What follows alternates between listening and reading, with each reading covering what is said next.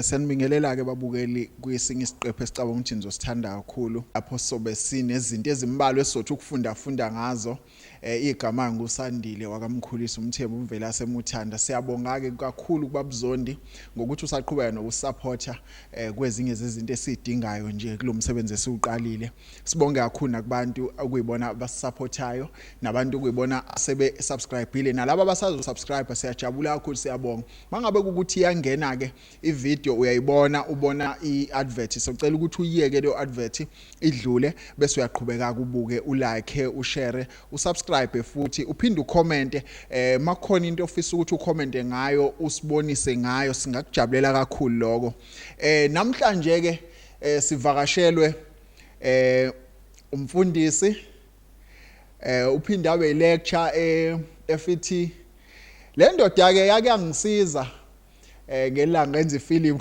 engangihlanganisa ngicabanga ukuthi asisahlangane kancane hayi yase ngicela ukuthi hayi ngoba unebandla mfundisi asihlanganise yenye indoda ekuthiwa umangethe ngathi hawu ngoba unebandla mfundisi kunesini encane nje sifisa uyishaya esontweni wathi umfundisi hawu ngekhululekani ningeza nje nishuthe sashutha kunabazalwane kuyisini serious nje impela kanti yena akazi ke ngimazi kudala ngisafunda ngisase high school wakwafika nje ezoshumayela ngicabanga ukuthi naye wayesayoung lion ngalezo khathi siza sixoxa kahle ke sibuya nase esikhathini la kade kudlala khona pirate ngiyakhumbula ukuthi uyipirate mfundisi uyaphila ngiyaphila kakhulu hayi siyabonga ukuthi ubani ongayisupport iPirates bakithi umfundisi ke uPastor B Ngcobo angilazi ke uB ukuthi ubani no B nje uB kahle it was supposed to be black so manje umuntu wakhula ibizwa ngoB so wagcina ke uB no EE yes wagcina nje kulokho ke kwa izinto zaka Home Affairs libhalwe phansi impela nje kwi-ID yes igama lami lesibili kodwa olikhona lokuqala lesizulu unfortunately anginalo igama lesizulu ubaba unegama lelombhabhadiso anginalo futhi igama lamakhola anginalo lamakhola mhlawumbe bazofisa ukulazi lona leli lingelo lamakhola kodwa kwelesilungu igama lithi Sydney yes igama nje lendawo yase Australia capital city okay hayi siyabonga kakhulu namhlanje ukuthi usivakashele siyaqala ukuvakashelwa umfundisi siyabonga nje nanokuthi akwazi ukuthi asivumele mangabe simcela ukuthi hayi siyacela ukuthi usondele kule ngane yethu sisazama ukuyikhulisa uze na ube khona kube khona esingakufunda ngoba kahle le podcast inhloso yayo ukuthi ifundise isize umuntu osemusha ikakhulukazi ngigxile kakhulu einsizweni ezincane izona engifisa ukuthi sike sihlale kuzona kwezinye zezinto esifunda ngoba into eyenzakalayo ukunotice ukuthi even ikushunyayelwa kushawa kugcina kushawa kakhulu abantu besifazane bazi bakhale nabo ukuthi lezi ifundo ziyaya nensizweni noma kushawa kakhulu laba kanti ufuna siphinde sakhe nangapha ingakho ke ngithanda ukuthi kube yinsizwe ekhona kakhulu zifunde ungazi ukuthi mhlambe namhlanje sokhuluma ngana sokhuluma nje ngayo yonke into ekhona ethinta umuntu ophilayo even osemusha osewumfana nentombazane futhi izosizakala ingakho ke sothinta nje into eningi kakhulu umfundisi mangabuza nje ubani umfundisi uB Ngcobo uzalwe lephi wakhulelaphi zonke lezo zinto ezinjalo njengoba kade ngishilo uSydney B Ngcobo mina ngazalela efarm I was born at the farm igama lefarm engazela kuyona yayibiza ngokuthi iCops Folly farm okay okwathi ngo94 yashintsha igama yabizwa ngokuthi iCopsville la khona kwasise kwakhiwe imizi yamandiya khona but I was born in a farm elalinomoba linezinkomo lomlungu njengoba ugogo okuyena owangikhulisayo wayesebenza khona efarm cishe nobaba wasebenza kulona lelo farm isikhathi eside nje iCobbsville kwakuyiplaza yonke le ndawo yonke le ndawo kwakuyiplaza ingakabi khona indawo ebizwa ngeSwapho okuyindawo eyabakhona ngabo ngesikhathi se7 day war lapha ngama 90s lapha ngaphezulu abantu basebabaleka ke bayohlala khona lapha eSwapho abanye babesuka eMaqonqo ngesikhathi sodlame abanye besuka eSwayimane bebalekela khona kule ndawo so mabe abantu bafika khona nje bafika kuyifarm akukho ndawo abanye bakhona bafike even nendawo le Cobbsville le predominantly kuyindawo ehlala amandiya bisakhiwa abanye bafika ingakabi khona nje qobo lapho so yes I was born in a farm I went to a farm school iskole sesibiza ngokuthi Cobbsville primary school asekhoda leso sikole sesashintsha igama sikuyi Cobbsville primary kodwa iCobbsville was those schools la would khona mawufunda kwakuthiwa I'm revealing my age now SS kwakuthiwa substandard A substandard B lo second year no first year standard 1 and 2 kuba seclassini elilodwa elingaka nje ngale ndawo also kusuka ngala usuya upgrade usuya ngala yeah mawusuka ngala ke likhona uya kuleli khona elingala uma uthisha efundisa mayifundisa uthisha labangabafundisi balala kuthiwa lalani nina lilala empeke phansi kufunde laba abanye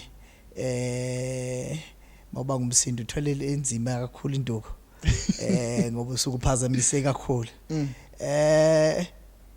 islate akaze wafunda ngeslate lafika seyiphumile ngangezwe kuthiwa zazikhona kodwa cha ngikaze ngisibone islate ayangizange ngisibone sifunda ngaso ke islate that's how old I am sasiphuka sasiphuka islate wawuphatha ngaso usize sibuwafu impela sibe ngaka ube nomlolozelo wakhona mawushoyo mawufika ekseni uthi ipensela lihlala la ipensela engathi nalo liwukhethanyana oliyabhala la eslitini ipensela emqaleni iduke esifubeni amanzi ebhodleleni ukuthi ipensela lihlala la futhi izinto ofuna uhlome ngazo lezi amanzi ebhodleleni ukuthi uthatha iduku uthi bese uyasula yabo usule ufika ufunde izibalo bese yasula thisha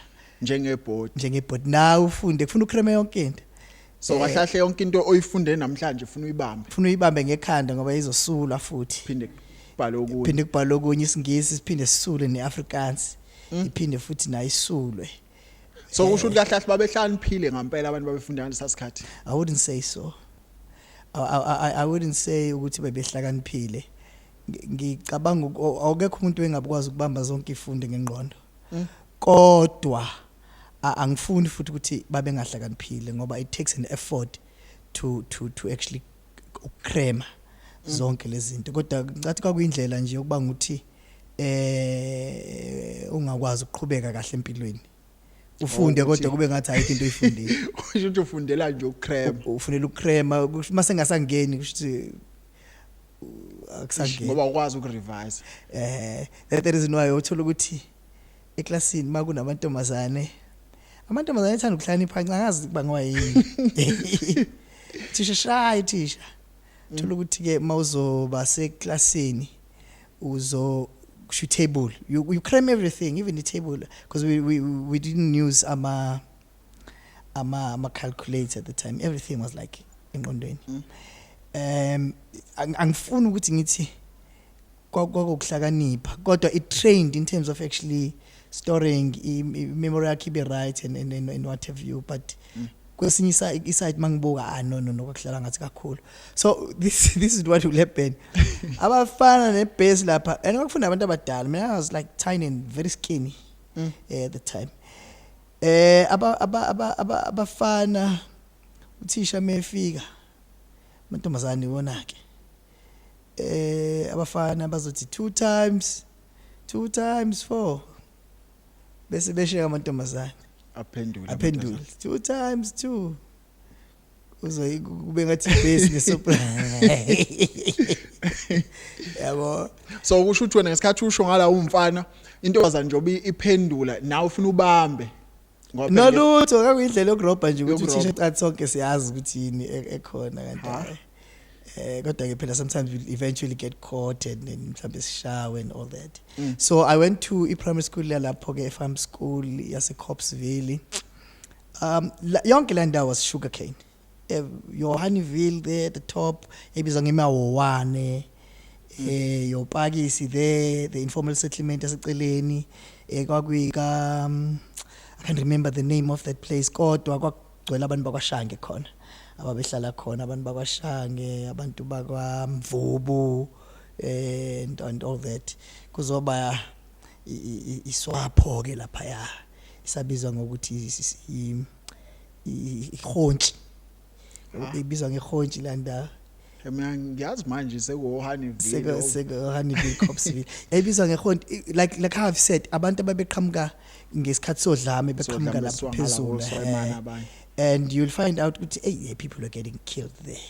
It was very so kwakuyimpi phakathi kwaNC noIFP ngaso sikhathi. Yeah, it was black on black violence between the IFP. The funny part is that sometimes you'll find but everybody basesifike swapho by ANC.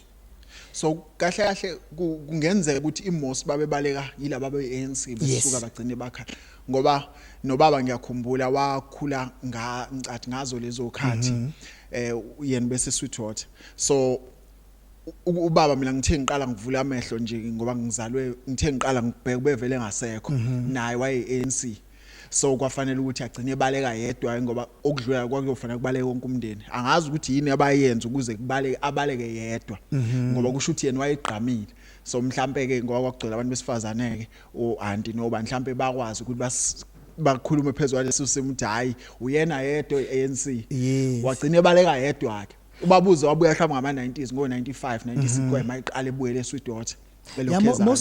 Most abantu baqhamuka kuncamalala koShange Kompande isetsheni lapha lezo ndawo lezo nje even nakamfunzi there were ANC people who came to a place called Swapo now. So lezi ndawo kwakuthiwa ikomazakhele kwangasiye it's informal settlement abantu bebe ngala kwaku informal ukuthi ngangizwa hala kowilo bekuthiwa ikomazakhele lapha wawubona itende ngempela people were actually in a desperate situation lapha but yeah ibona abantu abafike bahlala lapha ke for a very long time in the 90s.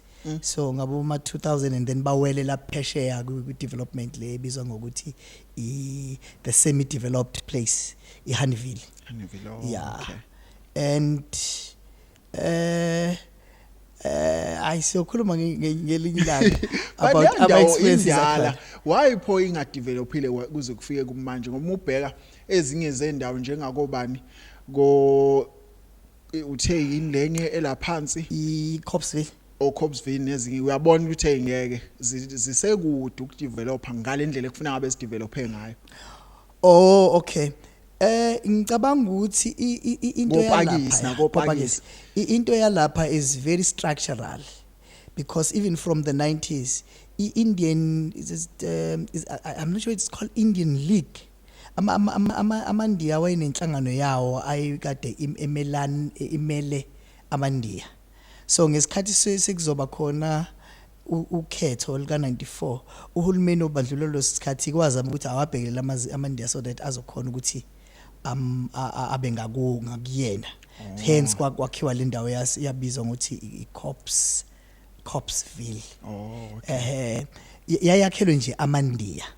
So uma amandiya ngapha and phesheya kwaMeseni kuyindawo ke le eyabantu kade behlala eplazini leli eCopsville bese kuthi lapha ya kuzoba abantu ke the legend person who started that place was called Ubaba Umsalveshe Ubaba Umsalveshe wakaphungula I think wakaphungula was related to abantu bakwaNcumalo the first ward councillor yalapha kuleya ndawo uAaron Ncumalo I'm also a relative to abantu bakwaphumula by the way shothi nobukhansela no no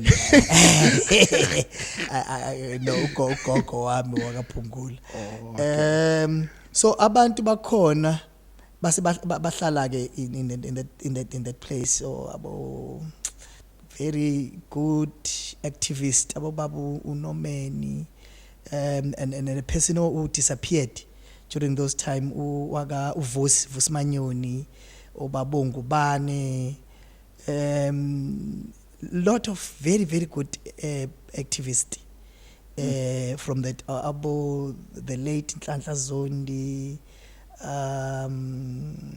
Mthunzi Menhenje abaningi the only person who usaphila is Pet Machikisa was very active. I think he is the one who even recruited me to become a member of Inhlanga Youth League. It's a youth league at that time. Pet Machikisa ukhona kodwa ayisimo hayi asihle kahle. So ubebuza indaba ye development. Why abantu kunga develop le ndawo leya abantu bakhona basuswe swapho bayiswa eHandville kuma RDP houses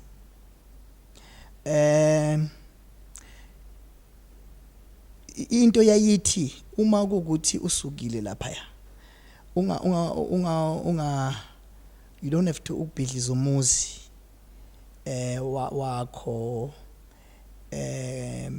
kodwa suka because kwakungathi khona i-development ezoba khona lapha kuleya ndawo so people move if in a change people move to the other across to Honeyville but because indawo ayisi empty abantu bengekho khona and then kwase kwagcwala ke ama foreign nationals people from Lesotho people from Malawi hence if you go there I want to ucabanga ukuthi awukho eSouth Africa ungathi go Malawi ngathi more predominantly Lesotho yes predominantly Lesotho yeah ngoba impela ubona abagcwele mina ngangize ngitshela ukuthi mhlawumbe beza ngemsebenzi so ngenxa ukuthi indawo zokuqasha ku cheap lapha futhi cishe kusondele nedolobha mhlawumbe ingakho no they took over it's there it's 90% Lesotho national most of them it's either they carry both Lesotho ID and South African ID I don't know how they got it or they are illegal immigrants mostly which they're illegal immigrants so in that's where I was born that's where I grew up so I went to Eastwood high school ngahlala futhi kancane eEastwood ku Patrice lapha ya so basically that's me and I so ngizwa uthi ukhuliswe ugoga kade esebenza eplazini abazali umama ubaba bakuphi ngaleso sikhathi umama was married to another man ubaba was away he came back when I was a bit older ubaba was away so mhlawumbe ususe high school ubaba eqhamuka I was in high school I think I was in high school yes so uma usho ukuthi mayishadile umbona nje awusamboni njalo no ihlala kwakhe so mina nginogogo then usho ukuthi uma wabambale ukuthi ingane yakomalume wakushiya wena wasesehambe seyogana I don't really know ukuthi why wangishiya but I wangishiya kahle nogogo so wakhulisa ugogo ningana hayi nambona ngikhulisa ugogo ngikhuliswa yena so ngiyazi ukukhuliswa ugogo ukuthi kusuke kunjani ukuthi akubale nalabo kodwa njobe ehleki ngoba yazi ukuthi akubabali nabo ingane zabanenkinga nabo zabe yeah no we sakhula nogogo and we moved from one farm to another farm when I was young. But of course, we started corner in the Masons farm lapha, which was actually called Corps Folly. Isigama le plaza lilonke, and then we drifted from one farm to another. More especially kulezi ndawo zaku Angapodwe, Komu. What's another farm that we went to is Daganyana, I don't know where those funny names in nase Obela in the Otters Bluff site. Ngagoma Albert Falls ngale. Yeah.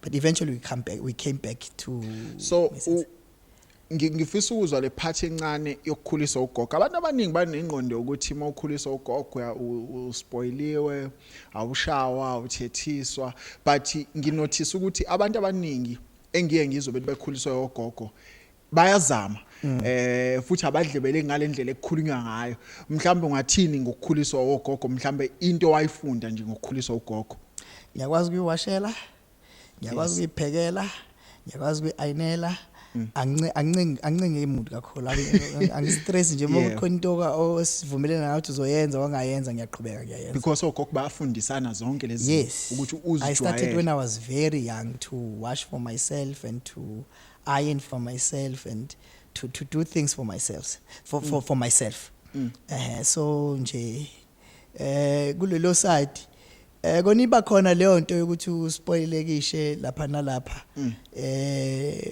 akukhulumela ugogo will do that kodwa hayi leli haba elikhulunywa abantu hayi leli haba elikhulunywa abantu ngeke gogo yashaya gogo into isibhaxi wabe abantu babekhuluma kathi hayi mukhuliswa ugogo awushawa awunjani gogo ngeke igogo wami kubalele ngiyakubalela njalo ngiyakubalela la izokuthola khona ubone ukuthi uphelile uswazi yeah so I relationship yakho nobaba yona iba njani ke seniqala nihlangana manje ngalesikhathi eqhamuka usuthe ukukhula khula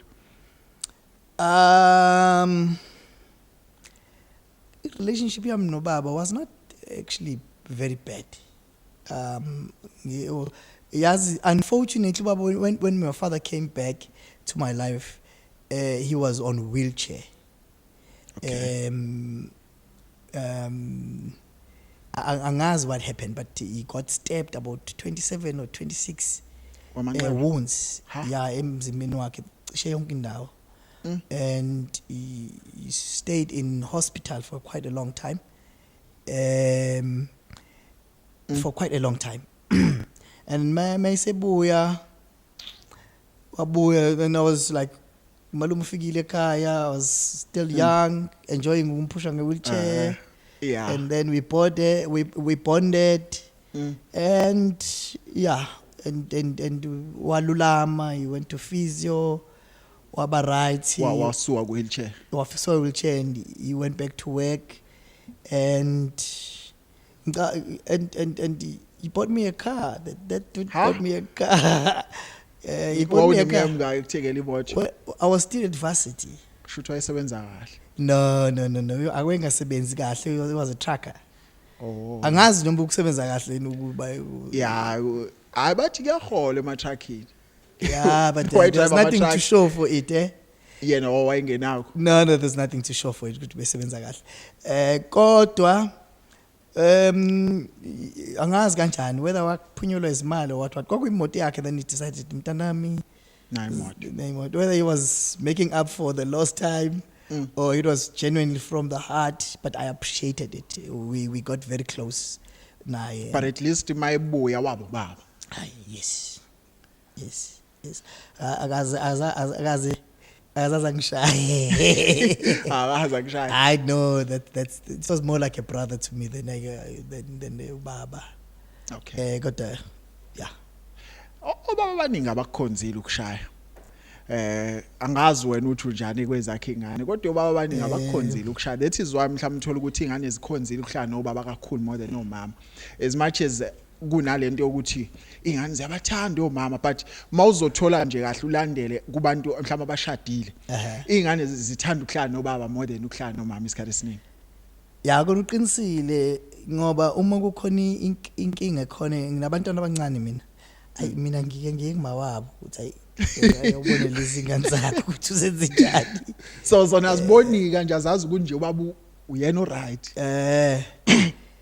ngiyathetha nje kodwa hayi ngalendlela yokuthini lokuthetha komama ngithi ke na ngiyengibacebe kunini ukuthi amacala khona uzoba right anamantombazane so ya ukuthi ngiyengibona uma behamba nabo la edrobheni ngiwe nenhliziyo mina ezwela uma ngabe ngibona ihamba nayo thoja uyahamba phambili uma ingane uyishiye ngemuva abuyayithethisa hayi wozabo ngibona kodwa ubekuthiwa ubaba ngavela wayiqukula iphatha wahamba nayo ya kumnandi kubo baba kumnandi kona so uyakhula ke lapho usuyaya ke wafunda waya e-Studio High School mosuphuma kusudlulela eVasile manje ufunda kuphi ke mhlawumbe wenza ziphi ifundo kanjalo I went to University of KwaZulu-Natal and I did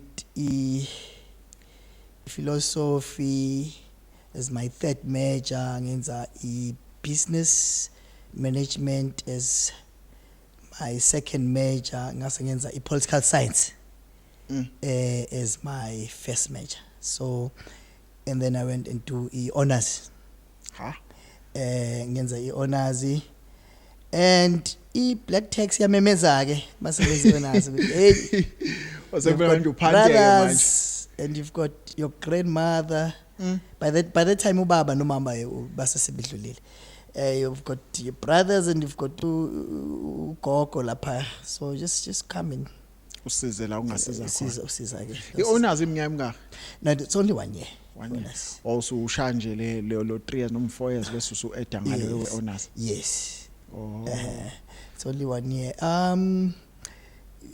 uyabona from a person who came from a farm school waya in the racial school he stood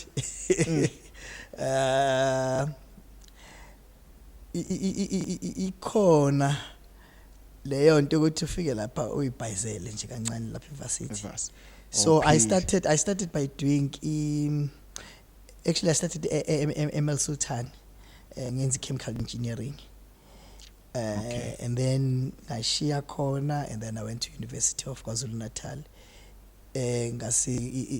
ngaleso sikhathi kwaseqala imajor I think it's 2002 I think it's either it was beginning or isana nje uqala imajor yakhona major lama universities la West Valley your Howard College and your UNP okay so I went ngase ngenza ke leyo degree and i-honors yakhona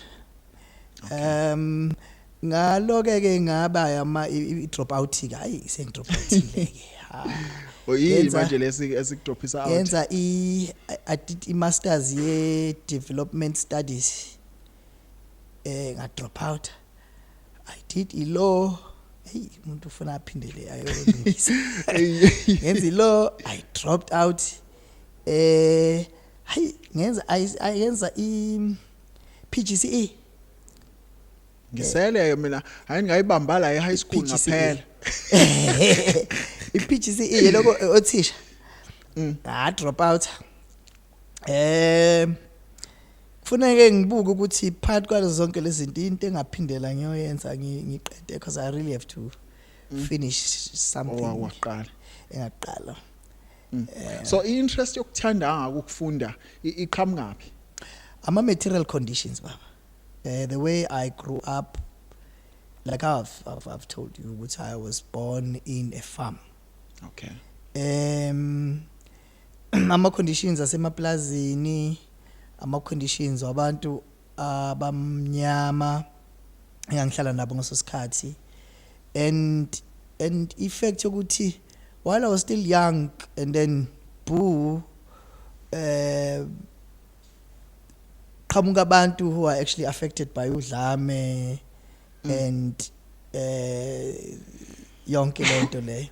So those things are the things that have caused me ukuthi ngithi into hlampe ezongisiza ukuthi ngibe umuntu ofundayo to a point ukuthi mina ngayibhalisa mina istudy I went there ngayibhalisa mina ha kathiwa ngilanda umzali ngamlanda egithini wathatha nje wayekho wow kusho ukuthi wawu nogogo ocisha ufana nje nabanye nabantu basemakhaya la sikhulele khona emakhaya kungcono kakhulu yeah amakhaya you compare amakhaya namaplazi kanti akufani hayi emakhaya isikole siphela ka10 yes eplazini isikole siphela ka5 so usuqedile kufuna ukuthi uhambe uyobamba uganagana yase ngisho kulento ukuthi omama uthola ukuthi uyazi moya emumva uyasebenza mhlawumbe ugogo ubusy so isikhathi saloko ngeke abe naso ngcono vele uthathe khona la eduze ngoba njengathi thina sakhulu ukuthi abazali abaya esikoleni abamazi nokumazi uthisha mawuthwela naye incwadi ethi idinga umzali esikoleni bathi hawu labantu bafuna njalo sebese esikoleni thina siyasebenza thina ugcina uthi ayawulande nombani ola eduze yeah for ugogo it was enough ukuthi sengiqedile and I was ngangithanda kuba smart bese se right wengayinakile into kufanele kuqhutsheke futhi lapha ya eplazini wawungavumelekile ukuthi uhlale khona uma kuukuthi akekho umuntu osebenzayo ofuna umuntu osebenza khona yes ngicabanga ukuthi is one of the things ubaba one of the reasons ubaba wagcina sibalekile ngokukhuluma kwakhe because he was subjected to work in a farm umugogo egula uyabona kubuyena osebenza and ngenkathi usebenza lapha if umncane eplazini awuhola umlungu ayengakunika imali wena uyiholela uma wakho omdala wena uyasiza nje you work kodwa futhi uyakunika umsebenzi kodwa imali you not actually get imali should manje uyakhokhela ukuhlala ngoba phela umuntu osebenzayo nangu yes so wena ngoba usebenza ikhokha ke nawe ngethukthuk zakho angithi ukuze uhlale eplazini inkompolo yaseplazini kufanele ukuthi kube khona umuntu wala ekini osebenzayo umama egoli ingakho qala ngeke manje uthi ngoba naku usebenza ufamily ethi baba wakho hamba ndodana yongibambela mangishona mina kuzongena wena but during those times kwakuba kanjalo if you work in a farm makhona oshona ekhaya ngena omunye esikhaleni saloyo noma kuthiwa khona umuntu ombambelile vele use introduce ngoba lokho evele ibonakala uyombambela emegula and all that so kwaku kanjalo ke in terms of life. So ama material conditions poverty ama conditions asekuhlaleni lapha ya and the treatment that I was actually seeing abantu ababe receiver is one of the things lezi as inspiration ukuthi no I have to go out and make a difference mhlawumbe ingakho kwagcina kungihlula nje ukuthi ngiqhubeke nokwenza ngaphandle ukuthi phela inzima lanto i-chemistry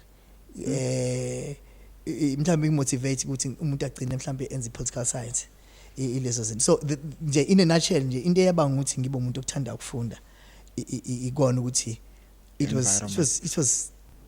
was the only option I thought ingakwazi ukuthi ingikhiphe mina mhlambe nabantu ababesiceleni kwami so uyafunda ke manje uyaqeda mhlambe ngesikhathi ufunda nangalesikhathi nje usakhulu usemncane yini wawuyithanda wawudlala ibhola wawuthanda amantombazane wawungakholwa mhlawumbe leso sikhathi ke wasiyezana lapho wawufuna netestamenteni lamedala umuntu onjani nje because njengibuza ngoba kunomuntu othola ukuthi mhlawumbe kuningi nase kwenzile ngokwakhe akaziboni nje ekholwa yena ngenxa yezinto azenzayo nendlela aphila ngayo yabo so ngokwakhe nje ukukholwa kunabantu bakho mhlambe lo ngam-inspiration ukuthi uyakwazi ukuthi uphile bese ukwazi futhi uphinde uyilungise impilo yakho into ezinjengalezo yeah angizalwanga ngimuntu ongcwele ngazalwa nje nami ngiyisoni njengoba bonke abantu abayizoni angidlala ibhola I was good at it. Angikhona ukukhona umuntu othi was not good ebholeni. But let me now join the cliche. I was good at it. I play for Imoja D Rangers. I think it was a combination of a team we are say Sweetwater, which was called Moja, Net Rangers, I say not Dale. I play in the lower divisions. I also played for Giant Killers. Giant Killers was an amateur team called in those your LFA divisions. But it got team I was very young. I was very young I played against your Mighty Rockers,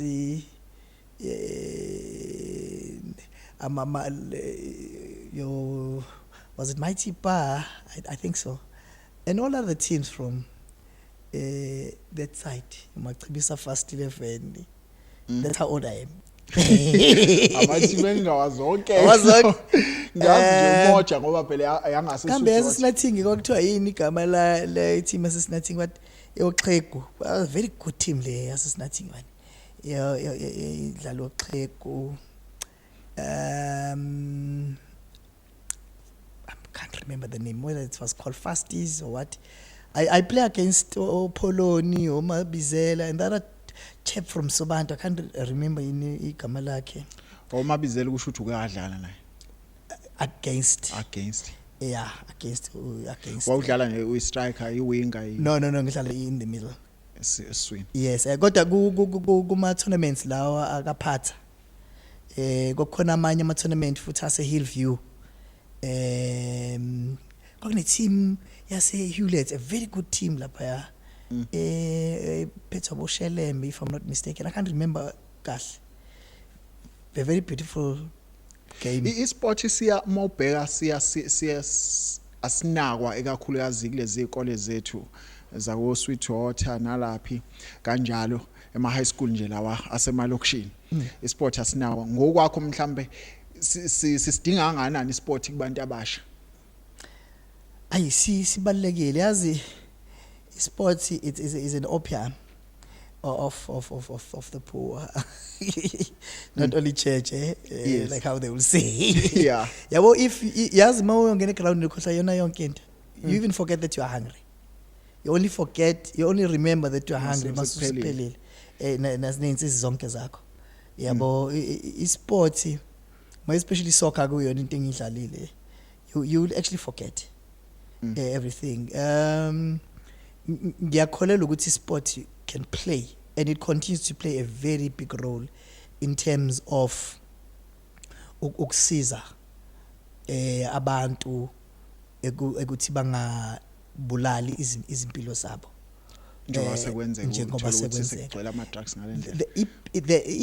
The pity is that mhlambe abadala bethu ababe sport abazange basivikele kahle because you'll find out there are people now who are actually doing drugs and doing sports and uthola ukuthi umntwana uyahlupha lokho angempela uright medlala ibhola ukhona umunye ubaba uNcathu yamazi advocate uIke Khumalo uyamazi no Ike angimazi ngicabanga uvocal nje akhula ku social media. Okay. So ngicabanga ukuthi naye ubekulezi zinto zeart kakhulu ube modela enzeni mangibuka mangena ku profile yakhe ku TikTok uyabona nje umuntu obe public vele ukusho ukuthi wafunda uthi ngokwakhe indlela abuka ngayo since kuthatha abantu abamnyama ibona ababulele yonke lento ekwazi ukusiza umuntu ukuthi akhule mhlawumbe ngabala indaba zama ground zonke lezi zinto ezincane lezi ezikwazi ukuthi zimsize umuntu omnyama unje kwalo kwaphatha nje abantu bakithi abamnyama zalimala zonke lezi zinto uyabaleka abala zazofika impela etimeleni azofika athi yonke into lokhifa kancane wena ngokwakho ngathini.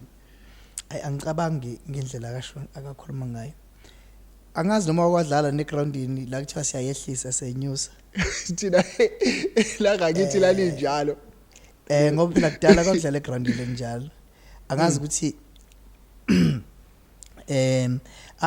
angifuni ukuthi ngithini izinto zifile most of the things you go to railways you go to anything that was that was done by the apartheid kind of government ifile kodwa ngihlale mangibuka ngibuza ukuthi was it not a trap yini because ngokokwami ukubuka mina ayikho there's no colonial country that have ever produced a good leader across Africa. kusho ukuthi akukho la ku-produce umuntu wakhona i-colonialism ayikaze yaproducer a good leader. You go to any country liberation movements within 30 years aya collapse in most of the countries, and you ask yourself what is this not a design ukuthi phenomenon ivele somehow izohamba kufike la iphela khona ake sathe for example isikhathi sobandlululo, the kind of education that you received, the people who received that kind of education are the one who are leading us. Was it the right education that you received ngesikhathi njengoba ngisho nje ukuthi sasifunda ngelady and all those things, that people who came before me, the people who came before me receiving this colonial education, is this sustainable in terms of producing good leaders that will lead a country and lead abantu? Yabo ngibona kukhona inkinga.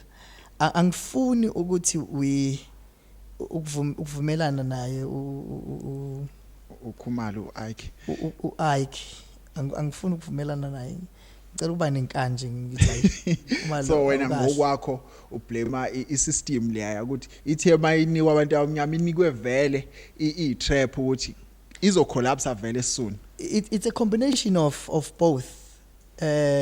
It's laziness in terms of the academics, laziness kubantu abamnyama in terms of bayifunele bona ama solutions einkinga abanazo zabo ezicreatewe abanye abantu.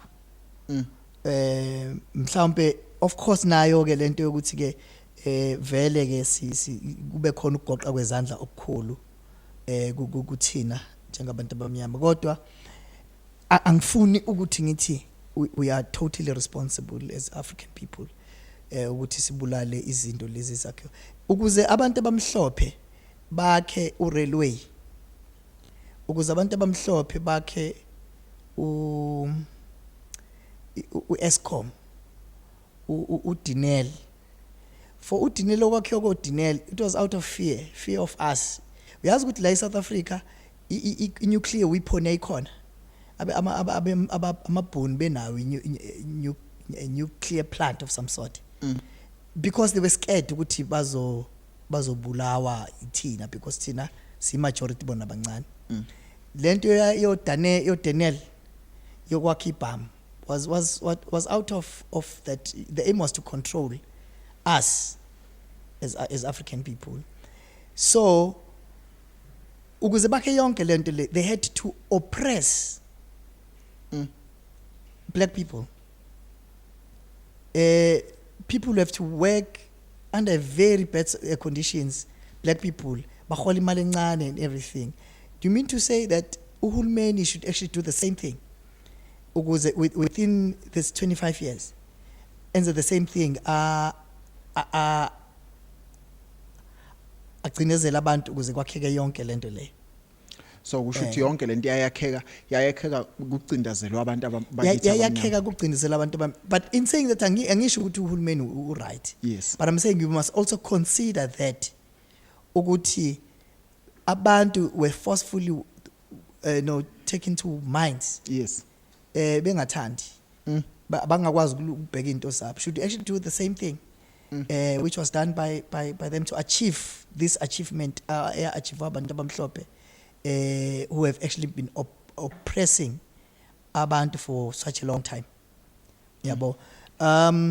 Of course asikwazi ukuthi sithi nje asibablame abantu abaphethe. They've betrayed abantu abamnyama kakhulu ngokuthi uma sebephethe izingqalasizinda lo izinto abakuthiwa bazigade abangazange bazakhe abakwazanga ukuthi bazakhe kahle ngenxa yokuthi bantshontsha bona labakithi bantshontsha ngizwa bantshontsha yeah usuqedileke manje usuyaqala ke uzokulento ukuthi uyakholwa uqala nini ukukholwa manje ukumukela ivangeli yazi mina ukukholwa nokufunda was part of izinto engangizama of angacabanga ukuthi izinto ezazizongiliberate zombili lezo zinto lezo it was ama decisions nje engawenza ukuthi I'm seeing people are actually doing izinto because in time ngikholwa mina ngiqala ukukholwa ngangakaze ngize ngizokuthiwa khona umuntu osindisiwe nje mina I was just starting a new thing ukuthi okay let me just try this life because the guy oyekade engishumayeza explained to me ukuthi this how different this is from impilo yokukholwa le yes nendlela yokukholwa kunalokho kunye so ubuzombuza eqaleni ukuthi ngangazidli utheni ngambe umuntu mhlawumbe amathekeni yeah but let's not dwell too much on that yes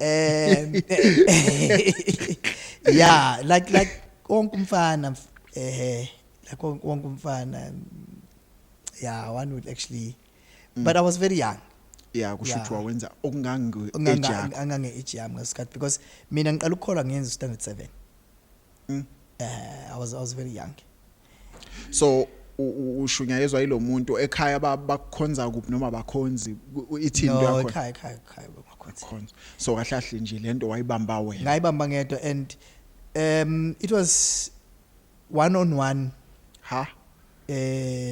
and uyabo if you have been to Eastwood uyabo ipanorama ngiyayibona panorama there is a robot there elapha ya mawuzongena lapha ngase Allendale okay ngenhla kwase Prila so ngiyothatha ikhumbi lapha phezulu ingehlisela and then bese ngiyawalka ke to Eastwood so the guy ngahambisana naye from there ahamba angitshela ngokukholwa not that bengakwazi I would actually go to isonto but it was not making sense yeah I would actually go to your SCM schooling but it was gcwele ingane lapha it was not making sense but at least azikho yeah so one would actually go there but this gentleman explainela kwangichazela ke and wanginqumisa there and there and nganquma khona la endleleni and then if ungibheka kahle because I was an influencer as a student ngasikhathi I've got amaceci so amaceci ubethe ingqondo yamakhaladi amaceci I said this guy I'm confused this guy ngakhumula lento lena same time it was like ushude ndoda yayishumayela ngempela ya umoya ngisebenza kakhulu ngaphansi first time ngithandaza ngemumva kwesikole. I went there and I prayed and I asked for forgiveness and all that. Khumula macici ngalahla. And I went to my friend Israel Mkhize. Israel Mkhize, not the other friend of mine. There's another Israel Mkhize from Mbali, not that one. There was another Israel Mkhize was my friend in high school. Okay. The other one is my friend as well. Yeah. This one was my friend from high school. Wasempopomeni. Usebizo ukhoza manje.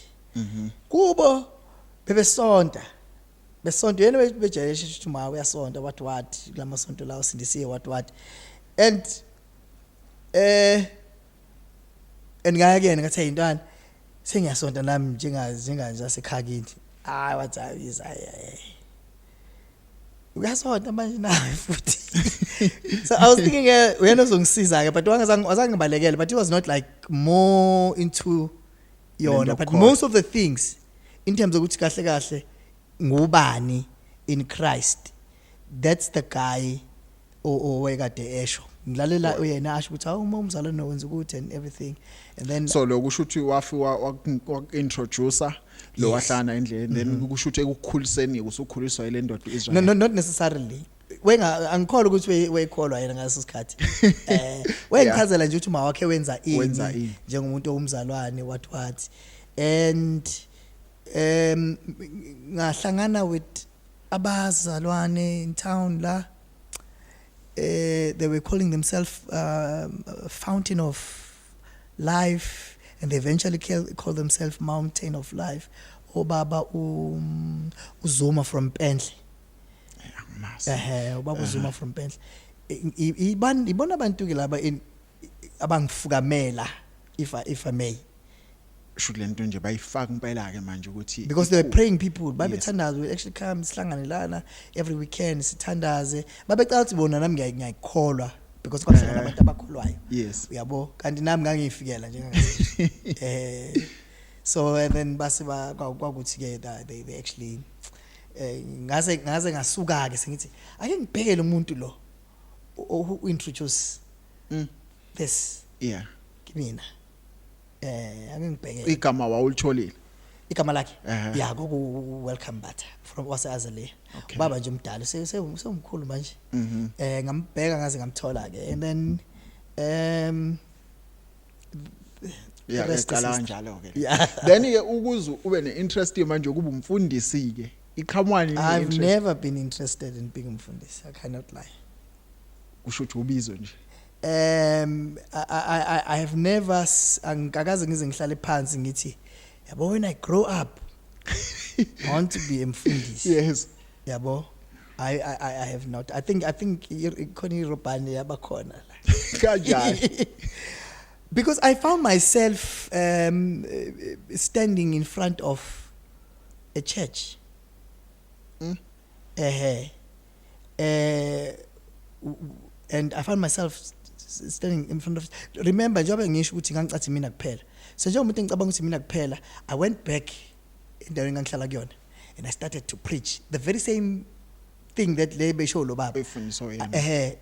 Ngaleso sikhathi leso sikhashanyana isincane I started to actually speak lezi zinto lezi ayikhulumayo baba, ningakhohlisa ukujalana nababi, konakaliswa iziphatho kuhle, ningakhohliswa iziphingi izifebe isihlobongi nabasilisa abalala nayo what. And the very same thing exactly like how bengitshele ngakho the scripture, I think it's chapter 6 yamaKorinto wokuqala, ngihamba ngitshela abantu ngihamba emabandla hlanganani and ngitshela abantu about that and ngagcina kuphelile, ngicela ukuthi angisazi phela ngizothini manje abantu begcwele la manje benuyilule manje sebengilule inkulumo yika ngiyazi ngempela wena uphela la kule nto efundiswe lendoda yeah ngiphela la nya akusekho kunye and then that's where I went back and said angimfune lo baba ukuthi hayi phela hayi unginto engaphelele uwaphi qinile manje akusazi ukuthini yabo and abantu they were actually following lot of people lot of people actually usho manje yaveza ukuthi abantu bebeyilambele lento eh noma bengavezi kodwa angithi ngazi nami ukuthi mina kuphethe lento le akekho munye futhi nginesikwelethi ukuthi I must tell everyone ukuthi uJesu uyasiza yabo I must tell anyone ukuthi uJesu uyasindisa the only thing engasiza abantu ukuthi bamukele uJesu njengohlanya I would actually njengohlanya and nasesikoleni ngahamba amafoni nabantu bevangeli ukuthi umuntu uvela erank ashumayele into ethi ayibe njalo I understand lo craziness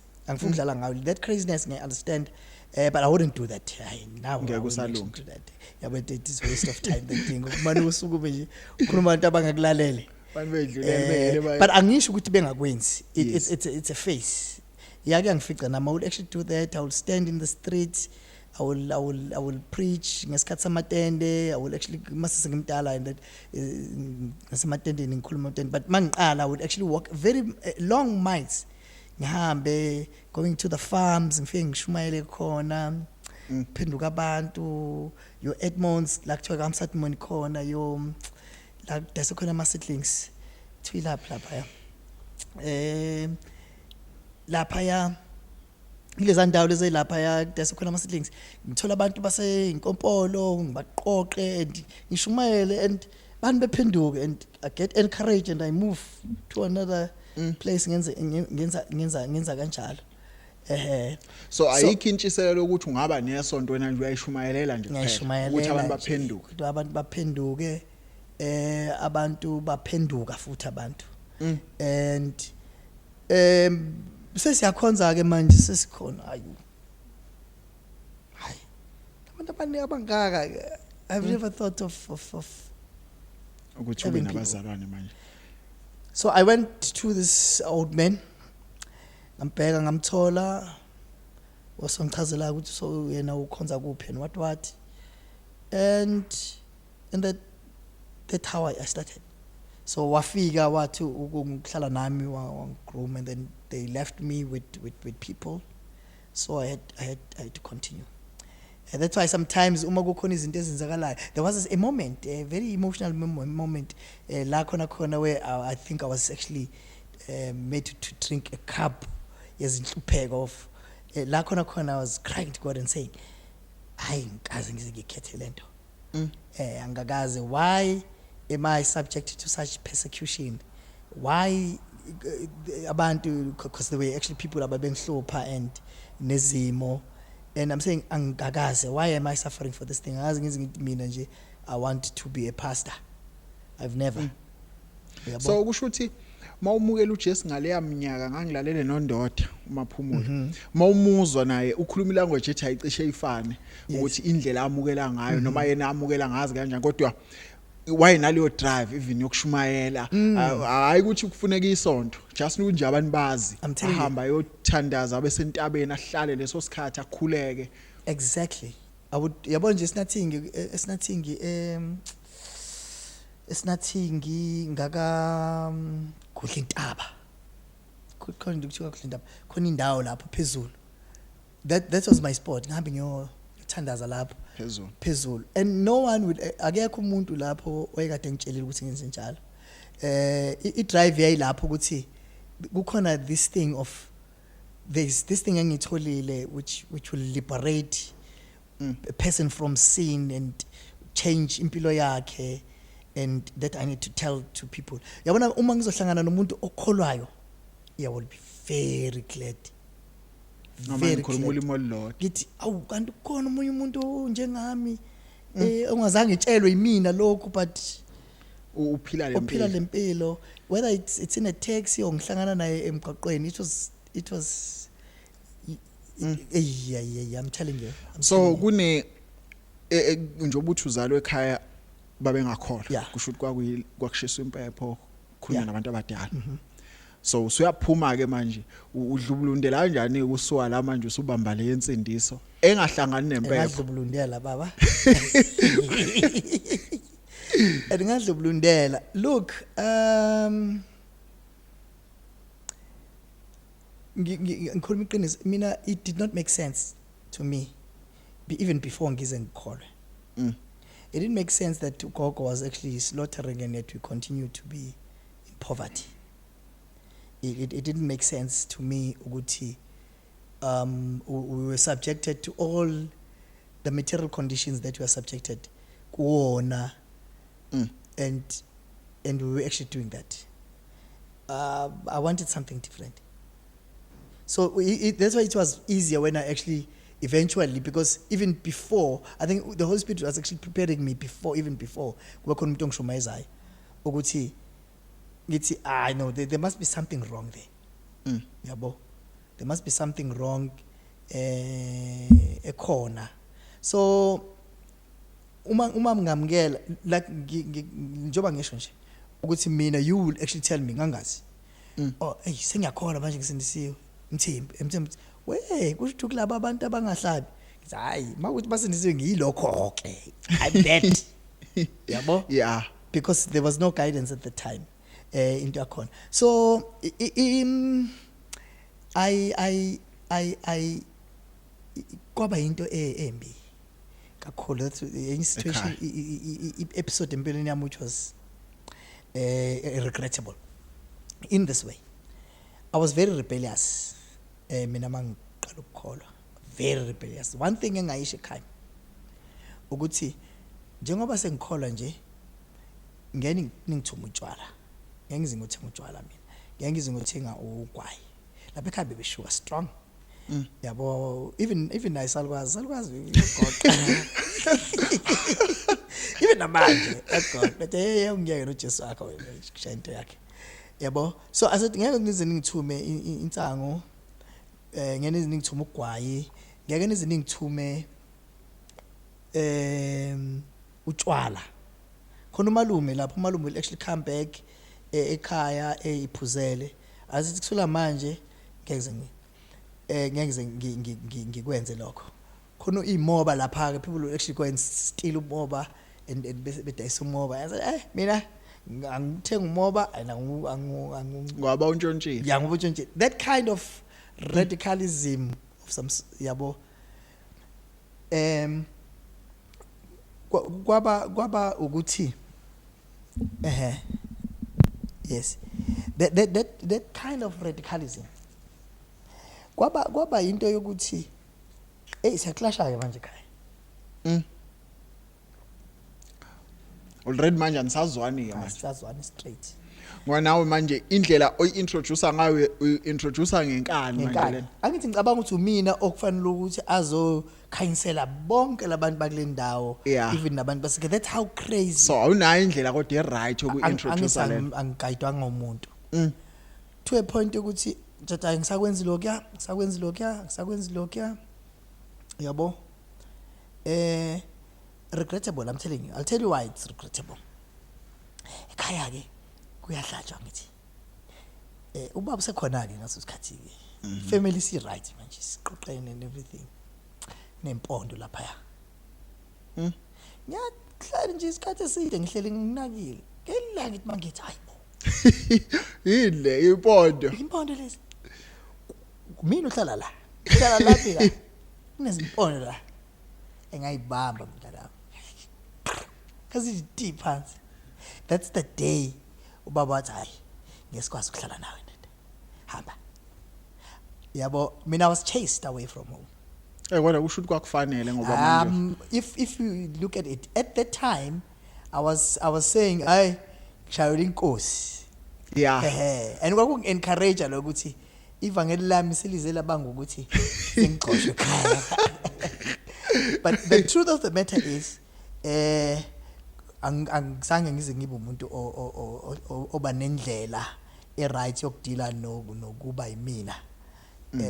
Ukuthi bamukele ukuthi wena na impilo yakho manje. Yes. So I was that rebellious ekhaya. So ubaba chased me away and I went and I stayed by. Manje nginika into yokushumayela ke manje. Into yokushumayela nje. Usunento iphethe manje ukuthi uxoshwe ngisho ekhaya. Uxoshwe nasekhaya. Njenginto enzima kabi. Yeah. Into enzima kabi. So by the time not that ekhaya bangilahle completely. Yabo kodwa nje I'm away, ngihlala ngedwa, ngisabanakile. ngihlala yazi mina hey that was crazy mfethu ngikhumbuzela lezi ndaba that was yabo itende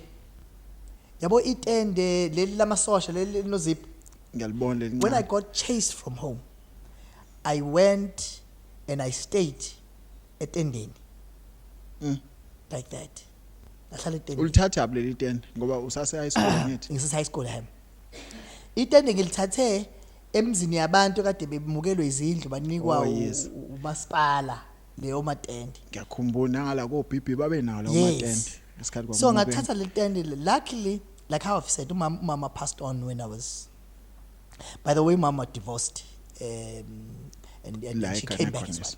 but when she came back not to me she came back and established herself elsewhere so benindawo ke akha weyakha ngasikhathi okay but yamani not wengakaqala ukwakha but there was indawo sekuyeyakha sekuyakha seyithengile sethengile ehlala somewhere yena so mayiseshonile ke ngathi ay ngizohlala kule ndawo mina ngahamba ke ngahlala khona ngahlala ke ngahlala kule ndawo ematendeni until kwaba khona abazalwane ke ngathi ngasengenzo standard 9 nje kwaba khona abazalwane abangizwelayo they came base bangakhela ke they built a two room house bangakhela ngaqala ngahlala in a proper structure ngihlala ngingedwa so from about standard 8 ngize ngiyoqeda esikoleni ngiqeda esikoleni ngiqeda angisahlali vele nabazali sengihlala ngedwa that's independence yami yeah that's actually independence it's actually robbery because I was kind of robbed of namanje basekhona abashumayela ngaleyo ndlela ungathini manje ngoba ngalesa sikhathi kwakukudala but now selichaphakile ivangeli but still basekhona basaphila leyo nto basafaka leyo nto basashumayela leyo nto enjalo ukuthi ngamani uxoshwe ekhaya angeke ngisho lutho baba it's a face abayizo nabo bayizo nabo ufuna ngibe ngedwa yes naba bayizo ukuthi njani but manje ayijwashumayela manje ukhulisa ingane encane esayengena evangelini ungayi-advise nayo ukuthi ayingene kuleyo phase mayingene yazi bro mini imnandi lanto leya that craziness imnandi I wouldn't actually say rob a person leyo that phase of ukholwa komuntu if kuukuthi umuntu obiziwe but at the very same time i-advice engingayisho ilokho kokuthi mhlambe wonke umuntu oshumayelayo wonke umuntu okholwayo uyadinga ukuthi kube khona umuntu omdala ozomguide noma bekuthiwa ugcotshwe kangakanani ukuthi uphiwe kangakanani ngoba ziningi izinto ezirongi ozenza in the name of ubizo or in the name of ukukholwa and in the name of ukusindiswa you'll actually act as if you are better than others that's one thing you'll act as if you are the main person so abantu fune beze lento wena or nothing yabo mina will actually go ngemlindelweni ukuthi emlindelweni ethi yabona ngenyomfa manje ngihamba ngenyomfa futhi usho ukuthi wenza into ecishe ifana nale umvangela umpungo sayethi wayenza wagibela phezulu kwethuna ebona indlela ababehlabelela ngayo ukuthi kuyadlalwa la wagibela la futhi wabona late ukuthi ngese ngibhedile wacaca ukuthi funa abaleke manje uhlala emotweni yabo mina futhi hlala angazi kangaki mina ngisemncane when I was still young ngiphume sengicishe ngithola intombi ngempela ngiphume ngiphuthulukele ngibaleke yabo kodwa angazi it's for me it's quite a bit difficult question longibuza yona because leya feeling leya experience eleso sikhathi ukuhamba noNkulunkulu ngaleyo ndlela ebulimeni it's an experience that you cannot trade for nothing because you feel as if you are in a different world totally and you feel that you're obligated to open the eyes of everyone, to make everyone see ukuthi ukukholwa kubaluleka kanani, ukusindiswa kubaluleka kanani. But when you look at it from a different perspective, now that you are old and a bit mature, uyabona ukuthi ayibonga ngadlala ngesikhathi sami nesikhathi sabantu. Ngake ngadelela, ngake ngamosha. And you become very embarrassed. Very embarrassed because I'm not proud of the things that I've done. Of course, they're exciting, but I'm not proud of things, other things. Ngenxa izinto engazenza egameni lokukholwa. So nje manje kusabalale lento yo African spiritualism nani wonke umuntu manje uthi hayi asibuyeni manje, asibuyeni abelungu bafike basifunza iBhayibheli, asibuyeni manje ngokwakho sikusiphi isikhathi manje. Why are you asking me difficult questions? Awekho nzima. Look, isikhathi se information esikusona. That's why people are woke. Abantu bavukile. Yabo? Into engingayisho ukuthi kukhona izinto ngeke uzoyiphike noma ngabe uthi uyathanda, ngeke uzoyiphike. The truth is that we have, as South Africans in particular, we have accepted a colonial Christianity, a Christianity that came to us with an aim of not only introducing uJesu kuthina, but also to conquer us as African people. Can we run away from that? We can't, even if we want to, because it is evident all over that when the missionaries came, they came with three things. It was a bottle of ukoloko, a Bible or Quran. Bese kuzoba ispam. They will give you Bible. If you don't receive Bible, bakunika ukoloko. If ungawuthatha ukoloko, then they will actually ispam. So kusho ukuthi kuya ngokuthi ikhanda lakho lifisa ukusebenzisa kuphi. But does that say ukuthi ukukholwa ku wrong yini? Does that say uJesu akabafelanga nabantu? It doesn't say that. Sabaneshwa as South African people in particular, and African in general, that we had izigebengu ezilethe ivangeli kuthina. And when they actually balethe ivangeli, it was not honest. The aim was to conquer us, but at the same time, babehamba balethe ivangeli. It is our responsibility, of course, to decolonize, if I may, language. Yes. to decolonize even insindiso yethu nokukholwa kwethu, which is a very difficult thing. So it's really African manje, because now njengoba ngikhuluma la labantu bakho lawa sibangijudge abangiqalile sibe ngikhathi bangifaka kubantu abacategory thize yabantu ukuthi okula of which I'm not there.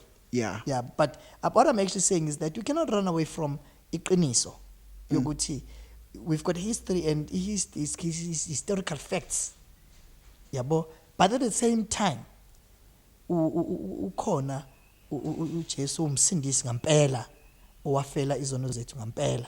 Kwasho ukuthi ulethwa abantu abayigebengu. Uletha abantu abazigebengu, that's what I can say. Yabo. So njoba esefikile lethwa abantu abayigebengu, kuyaya ke wafika ngalesa sikhathi, then bemletha ngaleyo ndlela abamletha. They even these gebengless abazange beze besitshela uJesu kahle kahle kamhlophe was a black person. Yabo. So ngokwe history nje umuntu omnyama ngokwe Bible, not ngokwe history, ngokwe Bible. Yabo. They tell us that. But bamfihla manje ukwenzela usikwazi ukumkhothamela. ngoba umlungu No, the aim was not ukuthi sikhothamela uJesu, ukhothamela bona. That's Kusho why ukuthi just bamenza sikhothamela bona. bamhlophe because ubani ongeke amkhothamela ulonazo umuntu ofana noNkulunkulu. If Jesus was white and there are white people, we shouldn't have to bow before white people. That's right. But was Jesus black? In my own reading of the scriptures, no. He was not. He was black. Yabo? I logo kuphela the emphasis that they put when we're reading the Bible, the emphasis. They emphasized in izinto which are more ekuthaneni thina we must actually bow before afanye nokusaba white thina. supremacy. Yabo? Uma ngoba sasinenkomo, they will read scripture kakhulu ukudlula amanye. Uma umfowenu akumunca akuphuca iphansi nike nelinye meshaya Mnike nesihlahla bona ngesikhathi benza lokho and then sometimes uNkulunkulu thina we did that. So they failed to actually bavula amanye phela amaphepha eBhayibhelini Ngoba likhulu iBhayibheli. sibalansise sibone ukuthi okay ithini lento le mase usubalansisa la namanye ama scriptures ukuthi kahle ngempela kusho lokho ngempela yini. So we cannot run away from that. Guys khogweni ukuthi ngaphika ukuthi abelungu bafika basicindezela basebenzisa iBhayibheli. I will go to hell for that. So But I will also go to hell if I'm actually saying uJesu akabafelanga abantu isizweni sawo. kusho ukuthi baletha bona ngendlela ukuthi basicindazele sikwazi ukuthi silenze ngalendlela yabo. Then sibuya kanjani ke ngoba nje ubusho ukuthi kunzima manje ukuthi si decolonize ingqondo. Sizama kanjani ke manje? Angithi lokho kuthatha iadvantage ikunika advantage even abantu ke who are against Christianity. Yabo? You'll find out people will actually say hayi thina singcono because sisabantu we are traditional people. Traditional people kanjani? Ugqoke isishweshwe sakhe amabhunu. Traditional kanjani? Uphuza umyolobolo uphathi ibhodlela likagoloko elabelungu. Kwasa lobolo somtsewu ilobolo lika somtsewu ngithi. Lo wa introduce inkomo ezo11. Say tradition there. Kodwa bayicindaze bathi yona bathi yakithi. Yabo thina sishayiwe nje. Sishawe ngayo yonke indlela. Whether it's Christianity or amadlozi simuriwe nje strong. When you have to accept that. Yabo yonke lento ikho i-social construct. Ingakho mina ngiargue kakhulu. Yabo mina uthi mina I must speak and represent Christianity. Udlala ngami. There are more than 500 different types of Christians. Usho ukuthi ngirepresent maphi. Yabo? So ingakho ngithi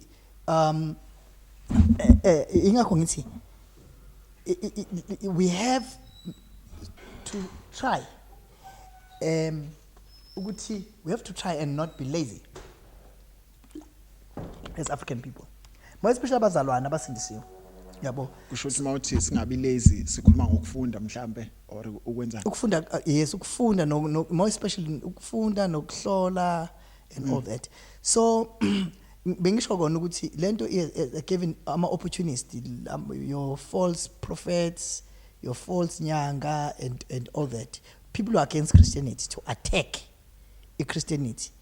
But kufana ukuthi usifumbu nje uyihlekela uqhaqhazela. Ayifanele nje. Sifumbu nje uyihlekela uqhaqhazela because you go to any mcimbi owenziwa kuthi umcimbi wesiZulu and tell me ukuthi izibusiness zesiZulu esilapha. Yini lento amahiya? It's only Ruperts who are actually manufacturing those things. Amahiya Ruperts ubani umuntu wazi ukuthi wakha amahiya? Yabo lezi whether inkosi eMswati or inkosi eMaZulu. uRuperts kuphela kwazi ukuyenza lonto le. Inkampani yakhe kuphela. Yini eyenziwa lapha? Nokhamba kunocansi. Ukhamba kunocansi. Isicansi yonke leyo nto ifida ini. Yes, kusengayazi. Yonke lento is it actually boosting or developing a black person? No. Is it represent umuntu omnyama umZulu ayingeke. No. ayikwenzi lokho. So thina nje sishayiwe strong thina la. Sishayiwe. But thina ngokwethu sitshethi kona kuba umZulu ke lokho. And an enemy, I'm sorry to say the enemy, but it's an enemy. Enemy yajabula in whether sibheka le siyashayeka. Whether Ngoba ukhona omunye umbhemu atheka ebuza leyo nto khona ku TikTok ethi mase sibuyile ke sesenza lezi zinto zesiZulu sesilapha abantu sibagqirhisa sibafaka yonke lento ukuthi kutholakala inyoka babe nemali nani bese uthi bese kuyisiza ngani ki South Africa konke lokho kusize ngani umnotho wethu sonke manje sifuna ukugqirha sonke manje sifuna kuba izangoma sifuna ukudayisa izinto lezi zezizulu imithi imbiza yonke lento uthi bese kuyisiza ngani Africa akwesiza ngalutho nje akwesiza ngalutho akwesiza ngalutho so we have to think a bit deeper as African people. We have to think deep as African people. Before ucabanga ukuthi ngumamponga ke abapanga kayi ngimlalela kodwa hey wahamba ngabuka ngathi kuningi kasephunyuka kona naye manje mina ngendlela engimbuka ngayo ngeke ngamlalela ekuqaleni ngathi uza kahle hey ngahamba ngathi hayi mina ngizolana naye mfethu angifuni ukudlala ngawo ngizolana nawo umamponga lento esikuyona ezabantu bamnyama is very deep sishayeke kakhulu. I'm telling you because we are trying to get out of the situation of this web of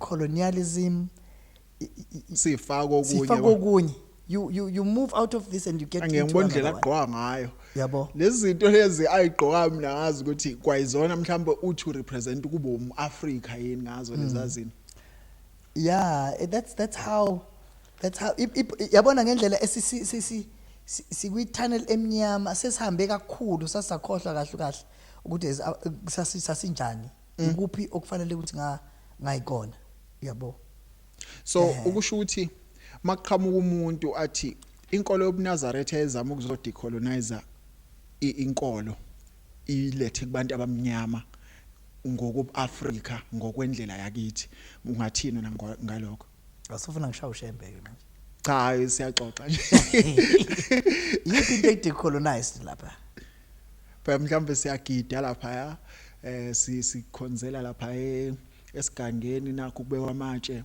sihlala phansi sihamba ngenyawo sishumayela ngesintu sakithi sicula ingoma zesiZulu lezo zinto ezithi azibe njalo bathi asimkhiphi kakhulu umuntu entweni zakubo zaseAfrica uba uye but still akwazi ukukhonza uNkulunkulu yize ukuthi ngike ngalalela ngicabanga ukuthi umpanza somehow uthi yena uzama ukuzolungisa umonakalo osuwenzekile ngaphakathi ke manje endlini yamaNazaretha akuselona livangeli lashunyayelwa umqalo wendlela izashembe uthi seliphumile khulunga ngokushisa impepho ngokuhamba inyanga konke lezo zinto uthi akusezona akuyona lento ayishunyayelwe eqaleni attacker ke amanye amaNazaretha mhlamba ngaphansi konyazi kanjani athi hayi lo umuntu lo akuyena owethu bathi yini ivukela mbuso kanye bathi babizana ngamagaba ethi iphekula bathi ihlubuka leliya angithi ushambe na ama-Christians ngendlela kodwa kusho ukuthi bayiletha ngokuAfrica ke manje hayi ivale mfana ngiyabuza mina ayithi ngiphisa ukuzwa umbono wakho njengokuthi umKristu lo obonayo naye ukuthi hayi sacolonize kakhulu ngenkolo. No, it is an attempt. Honestly speaking, it is an attempt, but I don't see anything into yokudecolonize ukuthi usontela ngaphandle kwendlu ekubeni uzophindela uhambe uyolala kuyona lo ndlu. So I don't see anything like that. The gowns they wear basayithenga khona eBhayibhelini. It's an attempt like how everyone we're trying to move to actually decolonize sekunzima kusaphuma yeah, we are trying to decolonize leyo nto leyo ngikhumbuza into eyayishiwo umfundisi wami unzame ethi mangabe wayibona intombazane igqoke kusho ukuthi ngathi ayigqoke into esalegingi imbathe is it decolonizing ukuya esontweni ugqoke isuti no tie nenyawo ngenyawo nama understand ngoba bayeke bakwenze lokho bahamba egqoke isuti kodwa bese hamba ngenyawo. That's how confused we are, all of us. In my own opinion, yes, uThotho wesikhathi anqeni gqoka ibheshu agqoka ishirt elimhlophe nebhantshi but bese hamba ngenyawo. Yabo amanikiniki economism anamathela nje kuthina ngayo yonke. Kodwa it's nice to see people who are actually attempting. Yeah, but it's nice to see abantu ukuthi ba attempt. I wouldn't actually speak kakhulu ngoshame because honestly speaking angikwazi. I don't ngibuke nje from afar ukuthi wonke ke abantu aba religious bathanda ukuthi babe bangcono kunabanye. Umunye umbuzo angazi ingunguluza noma ingunguluza noma what. Kaka ikhuluma le ngunguluza. Thini ingunguluza. Yabo nami ngibiza ngomhedeni. Yabo i-religion nalo tendency yokufuna ukuthi izo declassify as if khona umuntu ongcono okunomunye yabo inakho. But I do not want to dwell kakhulu entweni kaShembe. I appreciate the attempt, if it's an attempt to decolonize the mind of an African person. Ngumzalwane mina ngiyakholwa ngisindisiwe ngikholwa kuJesu ukuthi uyena owafela izono zabantu wafa wavuka. Ngiyakholelwa kulokho. But at the very same time, as much as ngikholelwa kulokho, I do want to see a black person being free from all the oppression, the marginalization, and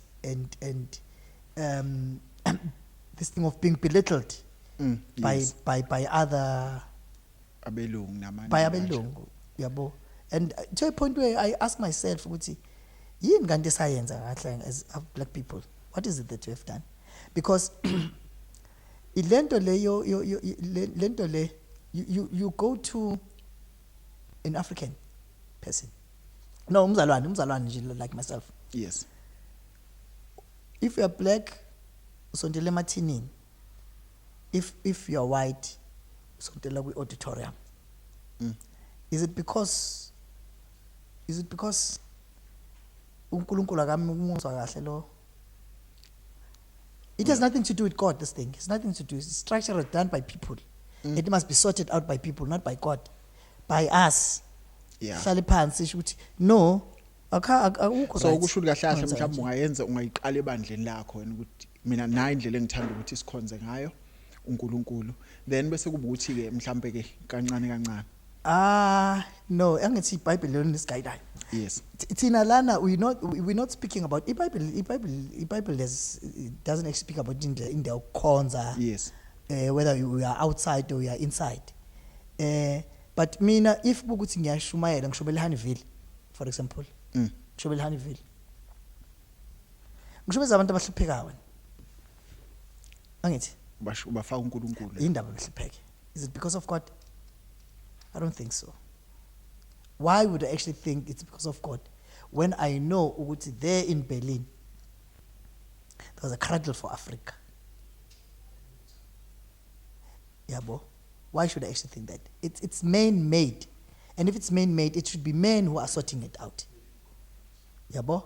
Should I go spiritual? It is not spiritual. It is not spiritual. Otherwise, we'll blame God for the things uNkulunkulu angekho responsible. It's enough for silungisa lezinto lezi. Uyabo. It's enough for silungisa lezinto.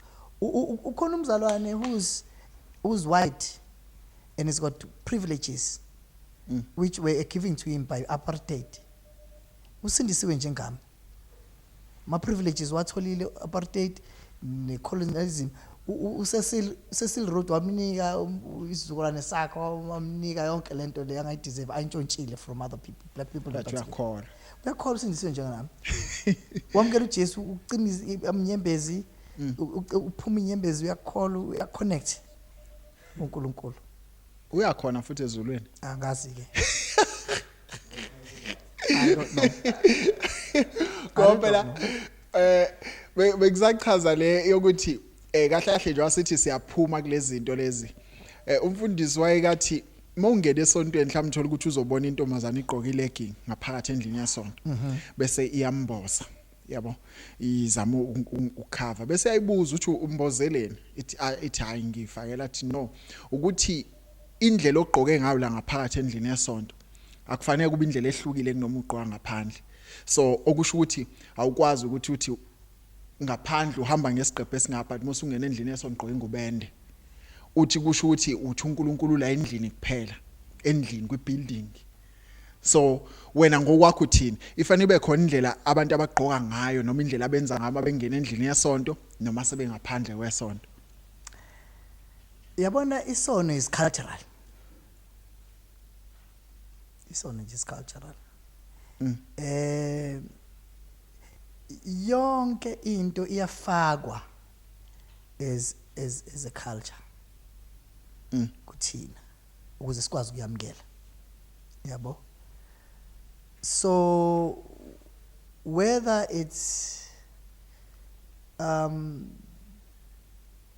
same sex marriage whether it's prostitution because it's legal whether it is abortion whether it is anything that is deemed a sin is being culturalized so that all of us will accept it without questioning it. And you ask yourself, Guti, which culture is that? And the answer is, it's not your culture. But it is introduced to you. Yabo. And then you'll end up accepting it. It is acceptable.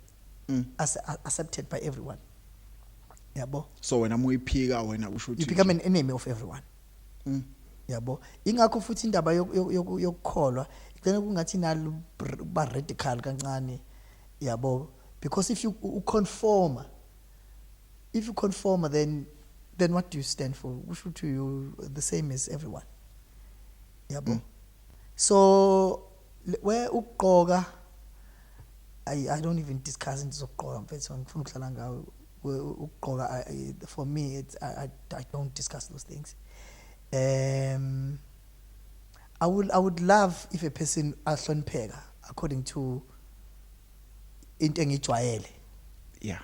Ngoba ngijwayele ukuthi umuntu mefika enkonzweni akambatheke angabe asetshengisa whether private parts sobala yabo into embambayo kodwa I do not want to be driven to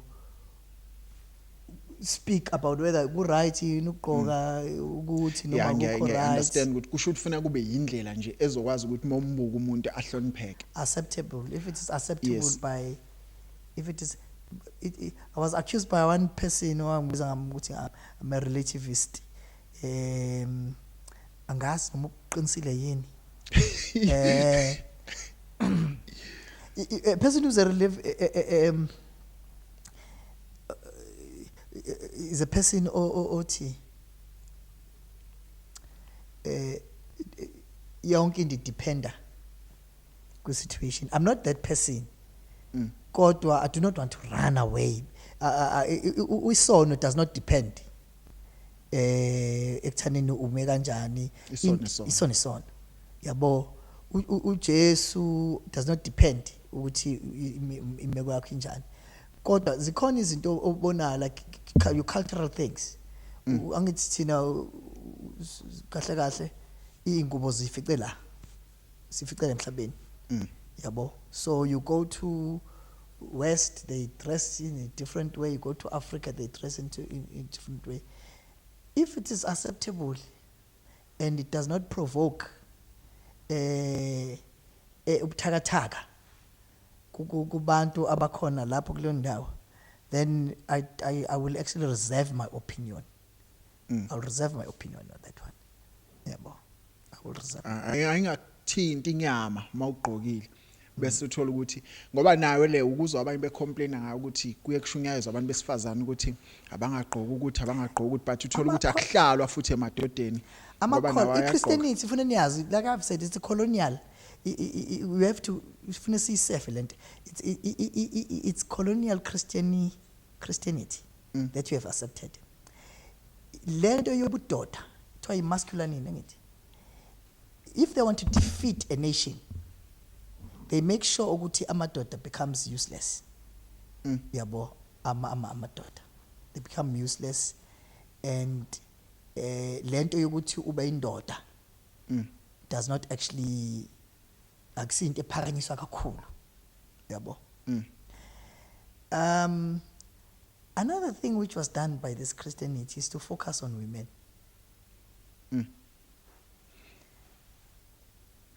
le abantu abasenziwe le yethu ngaze abantu le yethu ifishaye bona nje kuvuthuza izindlela abafazi kakhulu angithi yonke le ngikhuluma ngayo ukuthi even uhlangana nomuntu eshumayela lapha emgwaqeni ushaya bona uthola labasebe even wona amaNazaretha mayishumayele etimeleni ashaya abantu besifazana nami uthola ukuthi mase ngihleli sengibuka kahle ngithi no man now sekuyisikhathi ukuthi asike sike sishintshe lento sike sidile nathi ke ezamadoda mawukuthi uyindoda wazi ukuthi okay abantu abadinga ukulungiswa nabo for example mawulungisa umuntu indlela agqoke ngayo wesifazane awulungise lo ukuthi yena indlela abuka ngayo mhlamba akazame yena qobo lakho ukuzisebenza yena indlela abuka ngayo umuntu ngendlela agqoke ngayo mhlamba sike sithi ungena ugqokile legging obvious uzozibuka izinqa uzobuka ukuthi kodwa ingqondo yakhe ke semthama kubi yona esebenzayo ngoba egcineni kosuku mhlambe kugcina kurepheka ngazo lezo zinto ukuthi kwakhiwa lo wesifazane kodwa akakhiwa lo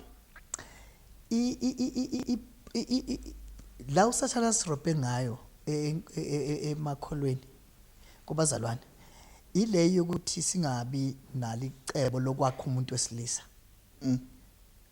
iyona into asirobhe ngayo kakhulu ivangeli elishunyayelwa kakhulukazi ematendeni kubazalwane ezindaweni nezindawo is more ekuthaneni libheke kumuntu wesifazane hayi ekwakheni umuntu wesilisa and as a result uthola bona abantu besifazane kuyibona abagcwele emasontweni abantu besilisa abekho kangako abayi ngoba vele imessage eyabo laba ifuneka ithinta ama emotions ke manje njalo ngoba baye bazi bakhala besifazane bathinteke ngeke ungakhali iblue well febe kuthi uwofe ba yonke into ibhekiswe ngakuwe more than umuntu wesilisa ufuna ukuyiphatha kahle wena uyabo kodwa it's based on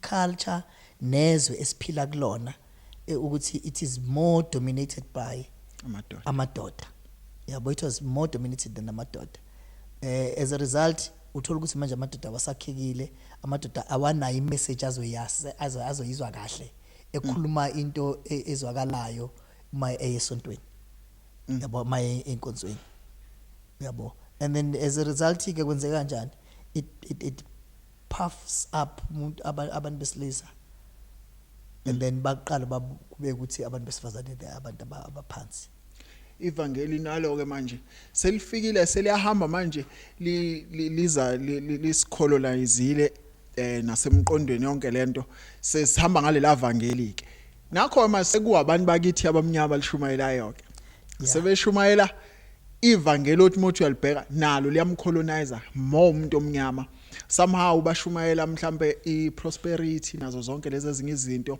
abafundisi bahamba ngemoto ezinkulu abafundisi bahambela banama bodyguard banani wena ngokwakho indlela obuka ngayo lonakelephi leli vangeli la manje ngoba kahle mawuhamba ngemoto encane awubonakali kahle ufuna ngathi ungafika mhlawumbe uhamba ngemoto enkulu khona bezokuhlonipha nabanye abafundisi hayi abazalwane kuphela abanye abafundisi mhlambe kuthiwa yini iprotocol ube nensizwe ehamba nawe la zizongena nawe kube khona ozokuthathela iBhayibheli akubekele epulpit yonke leyo nto le iqhamuka phi yonke le setup capitalism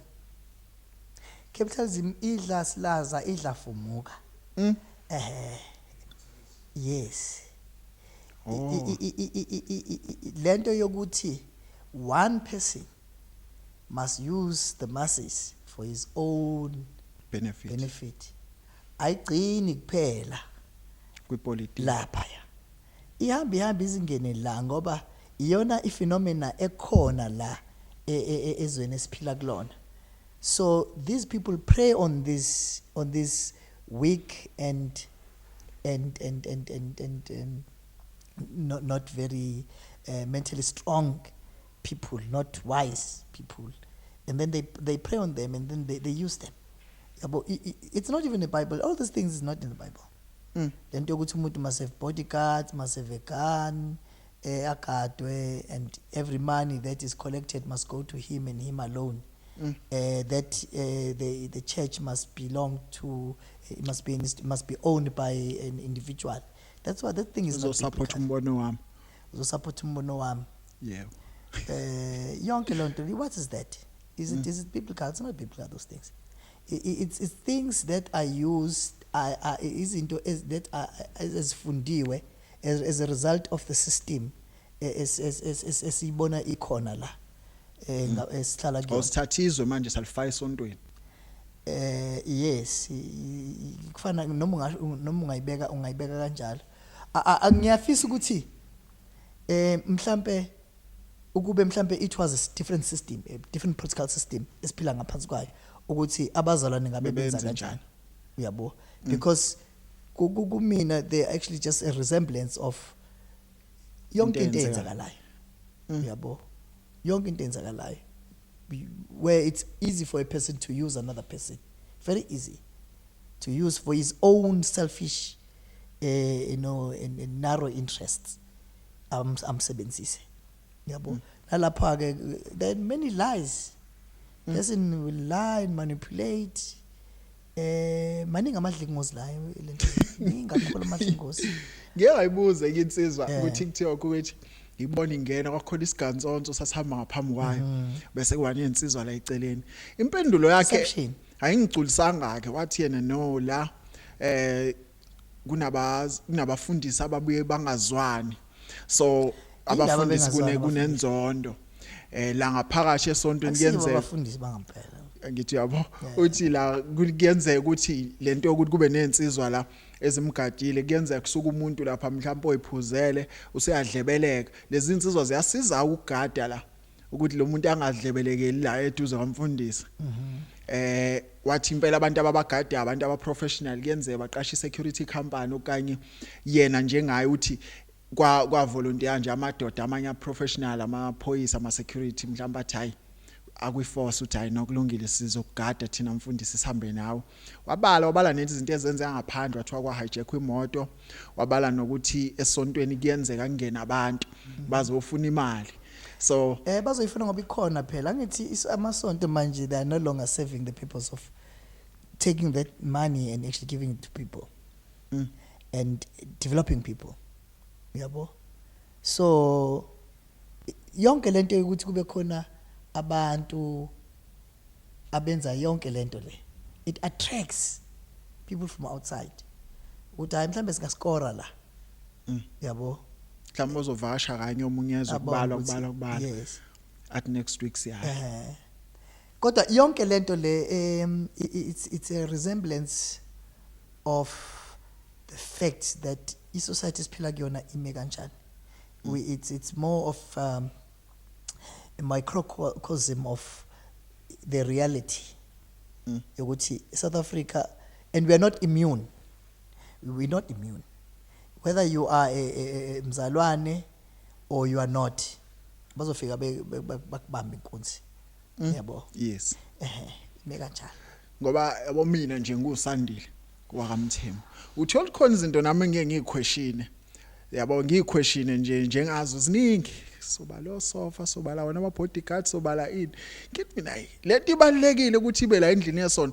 And once ucabanga kanjalo kuthiwa hayi usuwile. Once ucabanga njengami kuthiwa hayi u rebellious. So awufuni ukusubmit. Yes.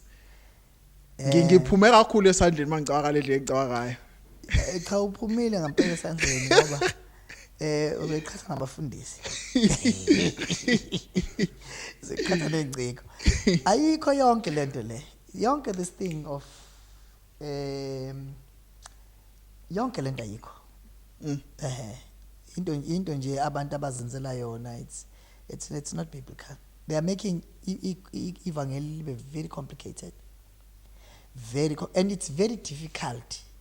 You're not even accepted if you are a person ongafuni ukuthi uthathwe ngokwendlela abafundisi abathatha ngayo. They belittle you. You will not actually get a respect even from abazalwane because you're unqaba usofa, because you're unqaba ibodyguard, because you're unqaba mhlawumbe ukukhuluma ngesingisi sometimes. In a congregation full of abantu abamnyama. It's I'm not blaming them.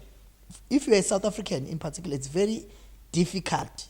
That's how colonized we are. It's very difficult uqeda I sentence without actually uttering isingisi. Ngoba that's how deep singene shi lento. Singene kakhulu, singene shi. So sihambe nawe manje uzoba upastor ke manje uyahamba esikoleni uyokwenza yini theory le efundwa lapha eBhayibheli noma njoba upastor nje ngokwe title yakho? Yes. Wakufunda nje? No. I did not actually angizange I did ngitshile nje. Oh yeah. Akuhlanga nje nendaba yokuthi uyofundela lapha mina I'm pastoring ngokwe system yase ebandleni engikulona because ngakufundiswa khona izwi ngakhuliswa khona, and most of the theological things that I know, it's self-taught. Yabo. Of course, I actually attended here and there, isn't. But I don't think that you necessarily have to go to Bible school to be a pastor. I don't think so. But I'm not saying people should not go there because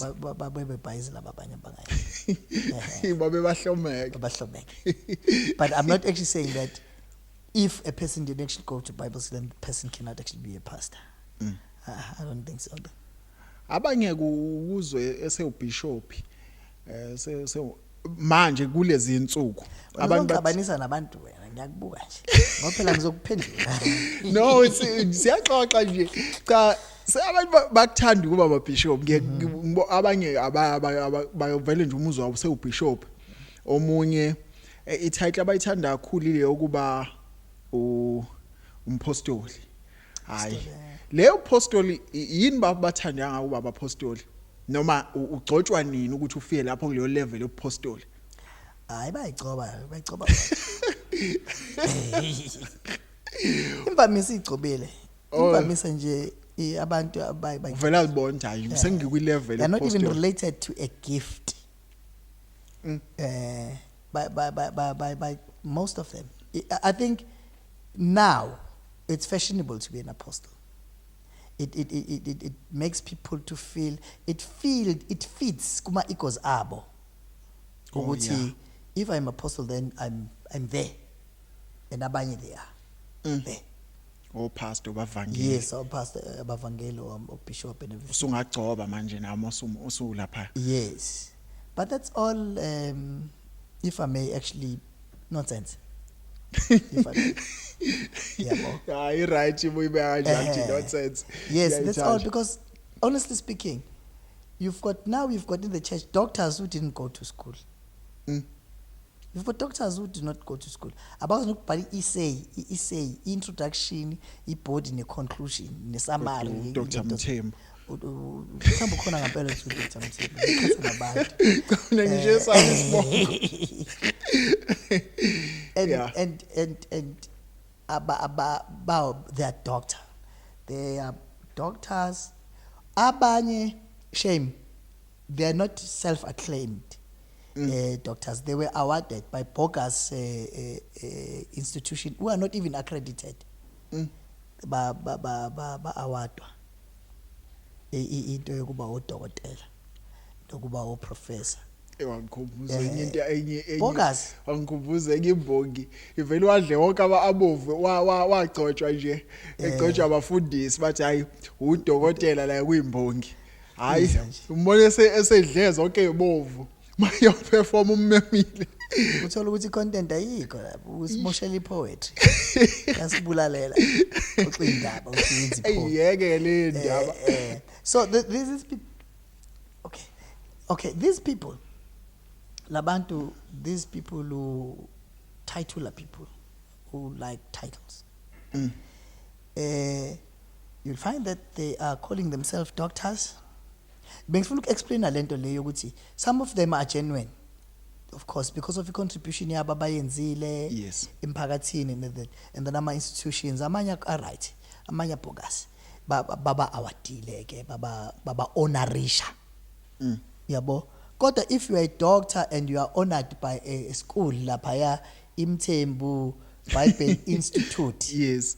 You're only a doctor there. Not yonke indawo. Oh, you know, it's those people. Ngoba thina siyazi imisebenzi yakho. Yaziwa ibona. You are being honored by them. So you're being a doctor must be only there when you are amongst them. With number what your samgqobo. Yeah.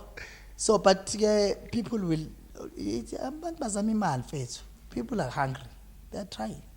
Kodwa manje mina ayangihlukumeza ngempela mangibona impela izanywa ngabantu laba abahluphekile. Hayi impela umoya wami ngengiqama mina uyalimala.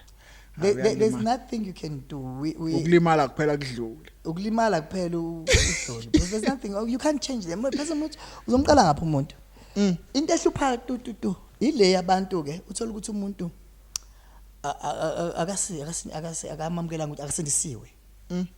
Kodwa usegcotshiwe. Kufana umuntu ongagezile. Agcobe ngagezini. Ugcobile yena ugcotshiwe kodwa yena amanzi akawazi. Akaza geze. Yabo izwi nje elithi lisigezo akaza lamngele. Kodwa yena ugcotshiwe. Imagine mina ke trying to convince that person ngithathe indishi yokugeza ngicaqala usesethawini. So xabana ke nalomuntu ke. Bambonile ngakube sebembonile useze waqoka. Use right kodwa akagezile. Ingakho uthola igebengu lezi abafundisi la izilala nezingane. Ziba izinyanga zibe umfundisi ngapha. Bathi bakwenza bathi silanda umsamo manje umuntu understand. Yazi indaba kwenzeke lokho. It's profitable ukulanda umsamo manje. Ubeke la bese ufaka ikeyboard. Ukufaka imali. Yona into efaka imali manje umuntu mefuna ukufaka imali njengomfundisi wenza leyo nto le. Because of indlala. Yeah, because nami iqiniso lithi ngiyangibona abantu bepraise abathi hey ubani ukhuluma iqiniso but bese ngibuza ukuthi inhloso ilaphi. Njobe ekhuluma iqiniso noma eyenza lento inhloso. Hayi ufaka imali. Ufaka imali ekhaya. Imali ilona livangeli kakhulu. Ilona nje yaliqeda nya ivangeli. Imali because they manipulating those people who are where abahluphekayo. I'm sorry. Labo bantu laba abahluphekayo uthola ukuthi kade shemezama izinto zakhe ayihlangani wahamba emasontweni nakhona akuhlangani athi wazihlanganisa fala kunalokho egcina futhi still kufana kwenzeke lutho because it has nothing to do with God. It has to do with us. Ithini futhi silungisa izinto. Yabo lento yokuthi abantu bathi you must come to uNkulunkulu impilo yakho izoba right. Well impilo yakho izoba right. Ugcobo la kaNgcobo. Ugcobo lakho mangize esontweni lakho kuthiwa ukuze abantu befakaza bethi ugcobo lala ekhaya. What is that? Yini le ngempela because that's not biblical. Yabo uthola ukuthi people are hungry. Yeah, people are very hungry. So benza yonke ke lento leyo ukuthi bekwazi ukuthi they are feeding into their ego. So basebenzisa indlala yakho engazi ukuthi khona beza nakho. Basebenzisa indlala yakho ukuhlupheka kwakho ukuze baqhubeke bakuhluphe futhi. Wena utshetshe kuzusizo kanti hayi. Okuhamba eThawini ubona labantu bakusiza basiza yini labantu laba abamala eThawini because they add into the problems that you have to say. We must separate these things. Things that need to be done by us as people, we must do them. Must not run away from them. Must not seek for spiritual intervention in things that should be done by us. Yabo, we should actually seek because we'll end up struggling uNkulunkulu masithi uNkulunkulu akaphenduli, uNkulunkulu uthanda abanye abantu. Yinda uNkulunkulu athanda igebengu. Yinda why kubila babarobha abanye uNkulunkulu abanye akusiye. Ibona. Yabo? Wena you need to just wake up nje and do what you should actually do. Ungabi lazy. So we're not preaching. I was trying to say we don't preach that kind of a gospel that say, "Oza, izinto zakho zizoba right." We say, "Hamba sebenza, izinto zakho zizoba right." Work hard. You must toil. Yes. Toil. Yabo. Yeah, ukuthi yabo mawushwa njengawe nje personal ngeke ngakubona usebenza kwakade kunale incident eyenzeke lapha uKhan Road kunalezi xhakaxhaka so ngakubona ungena ebantwini ufaka usizo ufika lapha wathi ahlanganisa ibamba umkhuleko wafika wena wakhuluma nabantu wathi nidingane ngingasiza ngani. That's a kind of a pastor I want to be. A person who's practical. A person who's practical, a person who go out there and help rather than a person who want to. So abantu mabefuna ukuthi balandele lento oyiphethe bazobona izenzo zakho bese bathi hayi othi ngike ngiyilandele lento ngivashe ebandleni lakhe. Yes. Mawufuna mawulento mawufuna ukuba umuntu practical osebenzayo. Mawufuna kodwa udlala. So politically mfundisi ngoba nawe ngathi ukhona kancane uyithande ngalesa sikhathi ki politics kuze kube manje uthe ubabani wakintroduce kwipolitiki. About Machikes? No, he did not. It's Agazang introduced, but he was one of the person who recruited. Yes. To Youth League. Yeah, I mean at that time, I think I gave you a background. Look, no one is immune to politics. Yabo, ageko immune. When I say politics, I'm not meaning party politics. Yes, I mean politics in general. It's just that people do not understand what is politics.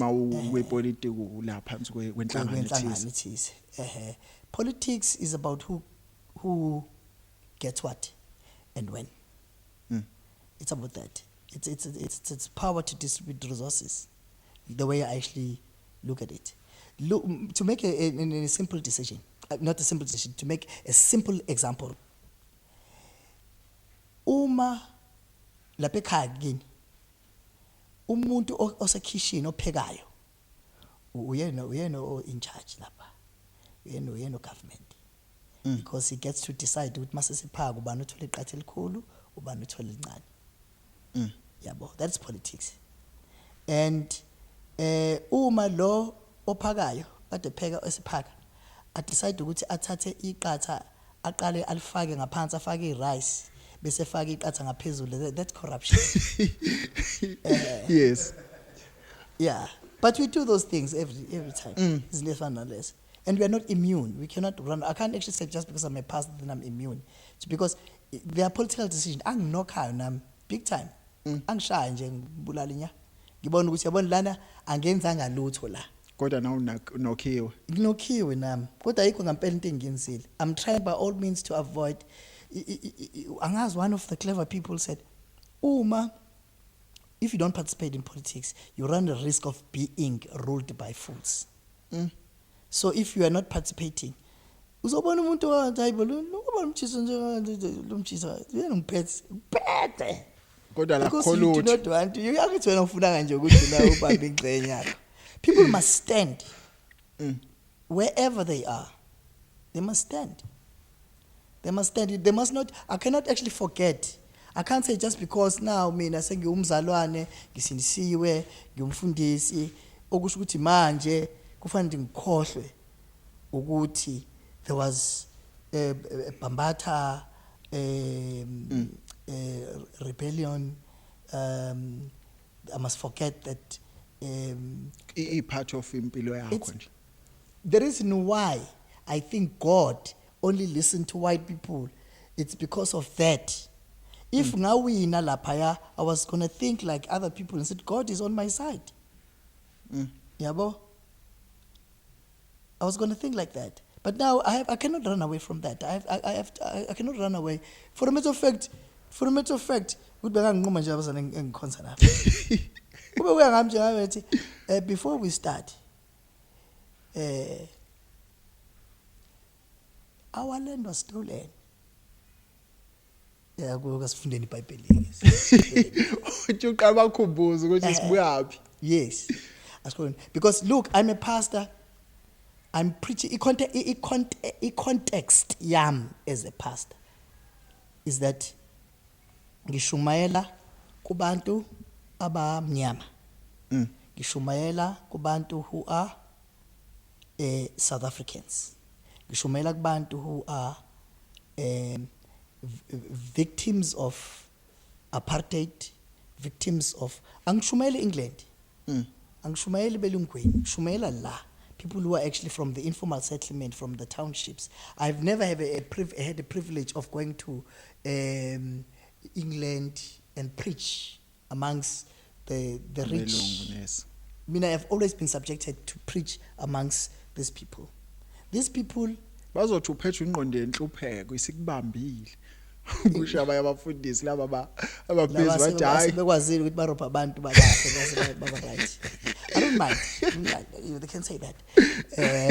But having said that, they are genuine pastors. Yes. I have to say, genuine pastors who did not rob anyone. They are right. They've actually worked and they kuNkulunkulu baphakamisile. Those one. Basebenzile le nto. Kodwa mina njengomuntu oshumayelayo, mina ngishumayela kobani? Ngishumayela kubantu abamnyama who are who are the victims of colonialism, apartheid, suffering from white supremacy, apartheid, who are marginalized, who are poor and who are unemployed, who are in the society, who live in a society where there's no equity and there's no equality. Yes, that's where I preach. So ufuna ngithini kulabo bantu labo? Ufuna ngibangishumayela ngifuna ngithini? Ngithi you are poor as a result of God, I'll be lying. I can't say that. I know the truth. It's not that. It's something else. It's the policies that are made by the government. Policies that were made by the government, and policies that are actually perpetuated by even the current government, that are actually causing this perpetual poverty and marginalization of African people. Yabo. So ngizoshumela kanjani? Ingakho sometimes it become very difficult to be uba mina, because ubambe ipolitiki ngapha futhi ubuka isimo nje asinjalo. Angifuni ukuthi ubambe ipolitiki because I'm being political yourself now. No, into engizama ukisho ukuthi uya understand ipolitiki ngapha futhi uyasibuka isimo sinje ngoba sinjalo, hayi ukuthi uzama ukushumayela into engekho. Yes. Ubuka isimo sinje ngoba sinjalo. Yes. Bese uthi mushumayela ubuke ukuthi njengamanje ngishumayeza obani. Yes, unless we are perpetuating the colonial Christianity, you will not consider what I'm actually saying. Yeah, but because in reality, it's we are black and we are poor, we are ostracized, we are marginalized. Racism is an international thing. You go and watch soccer, black people are being, mocked and they are being ngeke ngabona nje prejudiced and all ukuthi umfana wahlukumezeka lapha ngokuthi ugeje penalty. Yonke lonto lento mangifike ngithini mangishumayela ke. Ngifike ngithini. Yini ngizoyisho ngempela? Because na inkinga ile. Yabo. uJesu must actually solve the problem as a Messiah. He must solve a problem yethu as people who are oppressed. Akasiza ile nkinga. uJesu mayifika angithi. uJesu mayifika uJesu wafika in a situation like this. Where people were being ostracized because they were by abathelisi abanye izoni, and the people who were superior in the society did not actually want to associate themselves with such people, because labantu laba kwakabantu who are lumpens nje, abantu abaphansi, yabo. And uJesu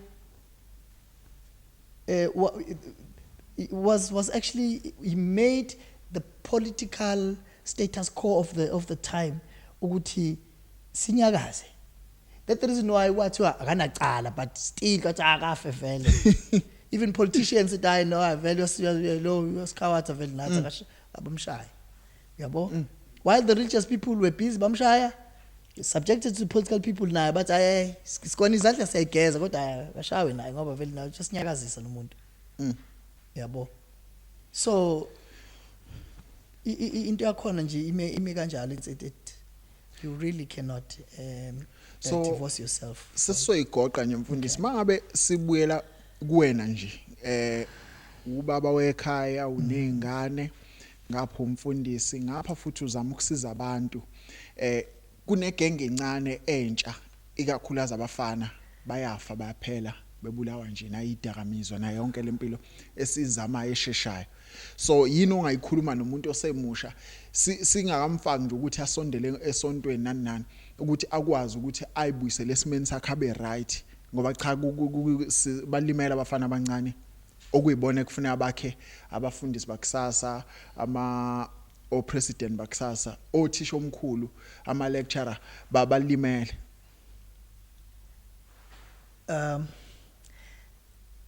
Kunzima ukuba umuntu wesilisa eSouth Africa. It's not easy to be a male person. Yabona, if you think of a person ogula ngekhanda, umuntu wesilisa loyo. Uma ucabanga ngephara, ingqondweni yakho qhamuka umuntu wesilisa. Uma ucabanga ngomuntu osejele, ucabanga ngomuntu wesilisa. Uma ucabanga ngomuntu okwi-institution enhlanya, it's umuntu wesilisa. Yabo. That how bad is a situation yomuntu wesilisa in South Africa right now. Yabo. It seems as if there is a coordinated attack that is aimed Abantu besilisa. Even interventions. When you speak about interventions, it's scarce that you'll actually hear about interventions that are aimed at assisting abantu besilisa. It's rare. Yabo. So what do you want me to say to a person in the streets now who is sniffing glue and sniffing iwunga and ojovayo and Bluetooth ethatha igazi lomunye umuntu, a person who has been high from the morning? What do you want me to say to such a person? What do you want me to say to a person who, because of the societal demands, has actually lost hope on himself because indoda must. If you're not actually providing, then you cannot be a man enough even in your own house. Yeah, but what do you want me to say to a person right now who has been looking for employment for all these years and it's not getting anything? Yeah, but because the system favors the other gender. Yeah, but in the name of actually redressing monagalo we past. Yabo. It's very difficult it's very difficult. It's not an easy thing. It's very difficult. So It's not easy ukuthi ngingathi uJesu ungabasiza. It's not easy because I don't have any anecdote or any solution engathi kumuntu osemgaqweni, if you do this then your life will be okay. But I can only refer to me as a person who came from a poor background, marginalized, ngihlala nogogo, in sin, and all that. The only thing that helped me was accepting Christ, and when I accepted Christ, that's where I Wakwazi ukuhlukanisa mhlawumbe. umehluko phakathi kwami and abantu engangihlala nabo. Honestly speaking, it becomes very gloomy and very complicated, yabo, because you go and offer them rehab, they come to rehab, babuye, and then bagule, bashawe into abashayayo, izisu, and then you find them they bebuyele emuva, yabo. People who've got degrees are here. Ingane zabodokotela, can you point to it right there? Ingane zabodokotela, ingane zabantu business people. Ubona ngemoto enhle ipakile ithi zomzama ngokudla ukuthi bobuze ubalo cha abantu basekhaya lapha, yabo, because bahlulekile ukuthi yini abangayenza, because there's absolutely nothing that they can actually Bazamile do. Bazamile. You've got a brother like myself.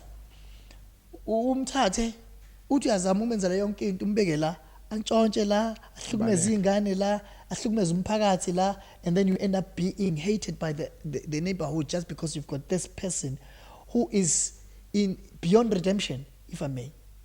Yabo, uJesu wangisiza mina. So in my kusho ukuthi circumstance. nabaye bangamzama. Ngicabanga ukuthi it's a matter of actually making a decision and said, let me try lempilo. Leyo nto kodwa right ukuthi usho ukuthi izanye umuntu osala lapha phansi ongakangeni kakhulu kuma drugs because kulula yena usanengqondo yokuzwa. Ngiyakholelwa ukuthi uJesu can actually help anyone regardless of his stage. Akakusona. But every life comes with sacrifices. If you want to change as a person ohlala emgaqweni, you have to go through that sickness.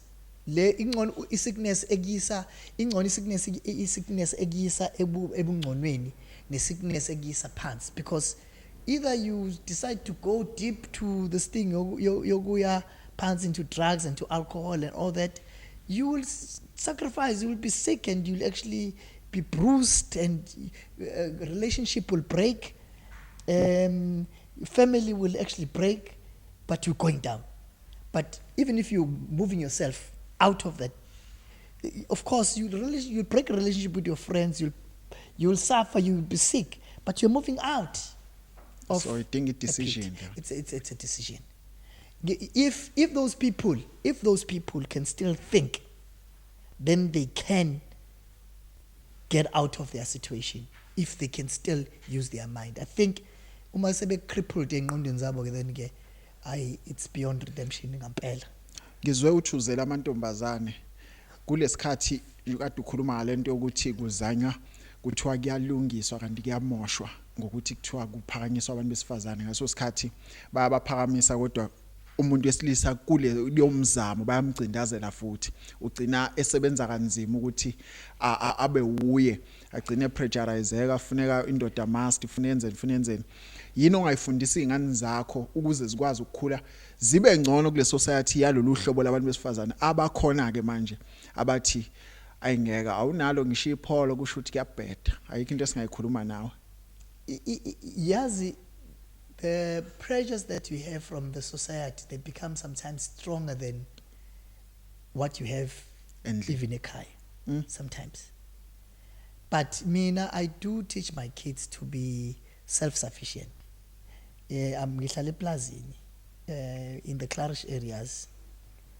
We've got a garden, all of us, we go and Slime, and all my kids have got bank accounts. They are omdala, some of them 12, but they all have bank accounts because I'm teaching them they must actually depend on themselves. I give them money, ngenyanga, if iphelile indaba yabo le. Yabo.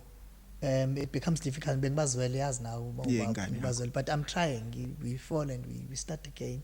I think I'm trying to make them to be as self-sufficient as possible, to own their lives, yabo, and to be responsible. To know ukuthi uma ngubaba, it's not like kufanele ngiproviding nje njalo mofika bamali yokhera what njalo no. I remind you, what about your own money? Is there any other thing that you can do? I'm saying it's not easy. Yes. What is there anything that you can do? So your point is, they even ask for msebenzi. That's how they are crafty. They would ask for, can we wash your shoes? Baso siniku imali 10 rand. Yabo. Yeah. The younger one will actually come. Celo 5 rand one. Hayi ngiwashele nje. Akuqashe nje. Yabo. But at least konke ayenzile. At least this thing of thinking yokuthi I'm only going to get something because I've worked for it. Yona ngijabulela ukuthi ukuthi yangena ke lento Yes. ngisebenzile, then I'm getting something. Yabo.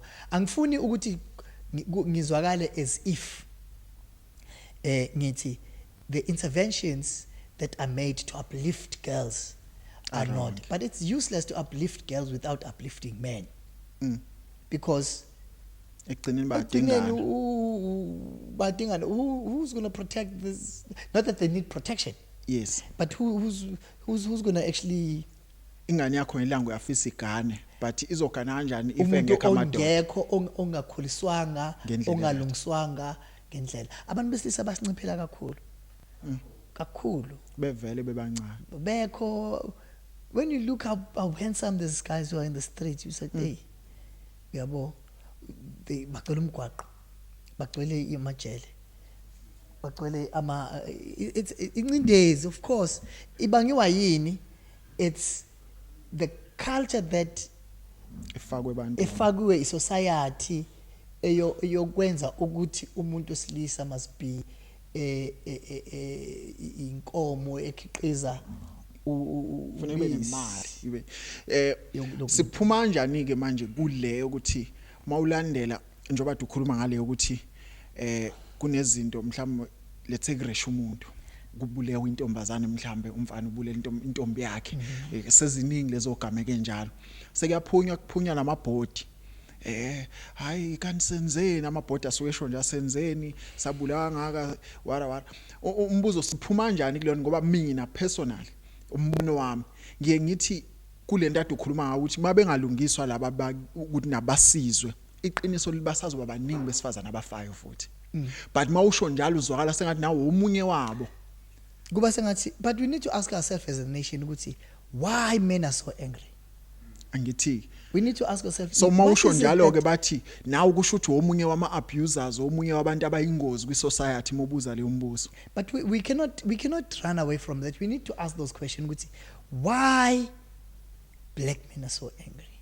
What is it that is making us as men to be so angry? And why is it easy ukuthi ienga yethu si chithele ebantwini besifazane? Yabo. It's because the society is created abantu besifazane as weaker people and has frustrated us as men. So we get frustrated. Like Dal, a long time ago. White people came, they took away men to the mines. And my figure lapha emaplazini, I was born in the farm. My figure lapha eplazini.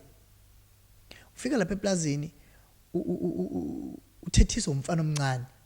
Baba. Angithi ubasa omunye, ubasa ulo ubaba. Bese unkosana undodana. So umfana omncane uyamthuka. Umfana omncane uyamthethisa. And then when the men come back from home, he's angry. The only thing that he does, ukhathala zonke lezi ngane lezi. Njengalo baba kabani lo? Ethi thulisa leyo ngane wena.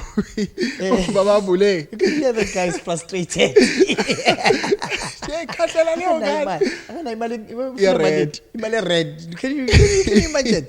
The whole man is so much disempowered to a point ukuthi akanayo imali ye-rent, and is frustrated to a point ukuthi akasenayo lento ukuthi Ingadi yakhe the le. very same phenomenon was actually happening a long time ago, when people would actually go to mine, go to farms, bahlukunyezwe, and when they come they're angry. They're very angry. Because that uyena muntu lo umbuka weak ekhaya ingane nonkosikazi, lapha wonke umuntu was like super, and then you take all your frustration to abantwana. The system is creating all this. The system is creating all this that is anger happening. le khona nakubantu besilisa. But we need to play our parts. Ibandla abazalwane, they meet every Sunday and they are very useless. I'm including myself. Yes, We should be more productive than all institutions. Yeah, ngoba cha nami Because leyo we bengiye meet. ngiyiquestion ngithi ngiyakuvuma sesihlanganile Sunday sathandaza sacula sadumisa kwashunyayelwa 3 hours 4 hours sesibuyele emakhaya, and then Because we do not have practical things. Sifuna ukuthi uNkulunkulu angenelele la kufuna angenelele khona thina. We meet every Sunday. Like as every Sunday. Ngangibuka lento leyo ukuthi abantu abangizwanga mfethu nalapha engikhonza khona. Mhlawumbe azongeza ngiphuma ku TV. Abangizwanga. I'm saying you've got a baby shower. And bahlangana nomama bathengelana ukudla bedle bona. Besingela banabukeni ngane. yes, Why don't you actually come and meet and actually faka imali and invest that money for a child in the name of the church? Ukuthi kuzalwa ingane nangu 1,000 nangu 2,000 ebandleni. niubophe for 20 years, masina 21 ikhiphe le mali ayinikwa abazalwane iseneminyaka esinenyanga, ukuthi le ngane ngeke yini ibonga ukuthi I'm in this condition because of labazalwane. Abazalwane, yes. Yabo kunokuthi nihlangane nidle nodwa lapha thingana amanamkeni. That kind of mentality is making me to be a person who's a very frustrated pastor, because you speak about those things, people don't hear you. Bathi usuwile. But you're not like awukho lapha ya. Yabo. You speak about those things. Why is this church, my church included, you haul in money every Sunday? But why don't you haul money every Sunday for all of us? Maybe 100 rand. Yabo. Can you imagine with how much will it be? Because institution is already there. Yabo. Is it empowering? It's not empowering. People are only collecting for themselves, not for the rest of us. Yabo. So if you are this kind of a pastor like myself, you become very frustrated. I'm not the only one. Frustrated na abazalwane ukuthi abakuzwa. Abakuzwa uthi hayi ngeke uyabo uyadeliver nje. Yeah. Ngathi udeliver Bona bafuna into akamoya. Bafuna ubeka izandla, babeka izandla. That's slain in the spirit. Bafuna ushaya ithomoya. Yes, bese hayi bayavuma. Bafuna ushaya ithomoya bagide and be glad and go and continue with their poverty. Yabo. Ngoba mubheka ngempela amasonto ngendlela amakhulu ngayo, ngabe umkhulu umsebenzi owenzakalayo kubazalwane ngamunye ngaba akekho umzalwane ongafundi ohluphekayo onjani. It's because of this thing ukuthi uhlanganisa ipolitiki nesonto, because the main aim of the colonizer was that ukuthi yes, you must not include yourself in the things that are oppressing people. You must not. But you look at it kahle. Uyabona ukuthi the people who have been effective in terms of trying to liberate this country are people from church. Yeah, but you look, they've got their own weaknesses, because church people have got weaknesses, more especially when in the practical things. But you look at all your ANC people, how the pastors and it started, and the chiefs and all that. Shame babezame. Yabona ukuthi these people, they were trying, but Colonialism was very strong there. yes, it's not like mhlambe namanje. Namanje vele kusaphethe, kodwa it comes in a different form. But this thing of actually how during struggle these people were actually hiding in the churches and all that. Church is playing a very major role in terms of liberating even this country. Yabo. People Okusho are ukuthi actually, sangayidlala yeah, namanje. people are actually complaining and said, "Hi, abazalwane, what? Hayibo, the independent churches, the black churches, which are not aligned to the government, they struggled and they continue to struggle. They don't have land. People don't have land. Abazalwane, they don't have land. But you find those churches that are predominantly controlled from overseas. Those have got big land. They've got missions. Yeah, but the struggle of a pastor who is trying hard to establish things. Bamhleba manje bathi unenyoka manje mezama nje isiqoqo kancane. Once kwaba kanje sithi ukusho manje ukuthi content engekho right la. Because ile mentality isakhona ukuthi for me you are not actually for me it's not the matter of mixing politics and church. In church, yes. If you are a person who is called by God to liberate people from sin, sin is embedded in all these ills that were created by people. Yabo. It's embedded in that one. People steal because they are poor. Why they are poor? Because of their political background. People are promiscuous. Why they are promiscuous? It's all good to a person behlala uhlala emqashweni. Uhlala emqashweni. Uhlala emqashweni ingane encane uhlala emqashweni noma because imali abanayo. And mayiduma kamakhelwane uyezwa lo mntana. Eish. Ukhula kuleso situation enjalo. And then ufuna uNkulunkulu azokukhipha lokho. You have to think aware. Think aware. You think understand ukuthi these are the things that have actually caused the situation to be like this. Yabo. So ukusho ukuthi kahle kahle ibandla lingadlala indima enkulu ukuthi likhipha abantu ngoba ngesikhathi sebehlangene la be20 then umfundisi nabanye nebody yebandla akube khona into eyenziwayo ngaphandle kokushumayela kuphela nokuthi kuhlangane kube nama whole night prayer in your sermons liberate people, tell them about indlela yokuphila in your sermons. Tell them about their story. Tell them about the story. Uma kuguti, the Bible is very violent, but it's we only read it when we Samson bulalu Goliath. But let's okay, Samson bulalu Goliath compare. Bafethu wambulala. Like mbulala straight. Can you talk about that? Okay, okay, Moses. uMoses umHebrew uyokhuliswa abantu base Egypt. And then ubona umHebrew nomGibhithe bayalo. Uthi chap ashaye lo mGibhithe. Amiyeke lo mHebrew. Yabo?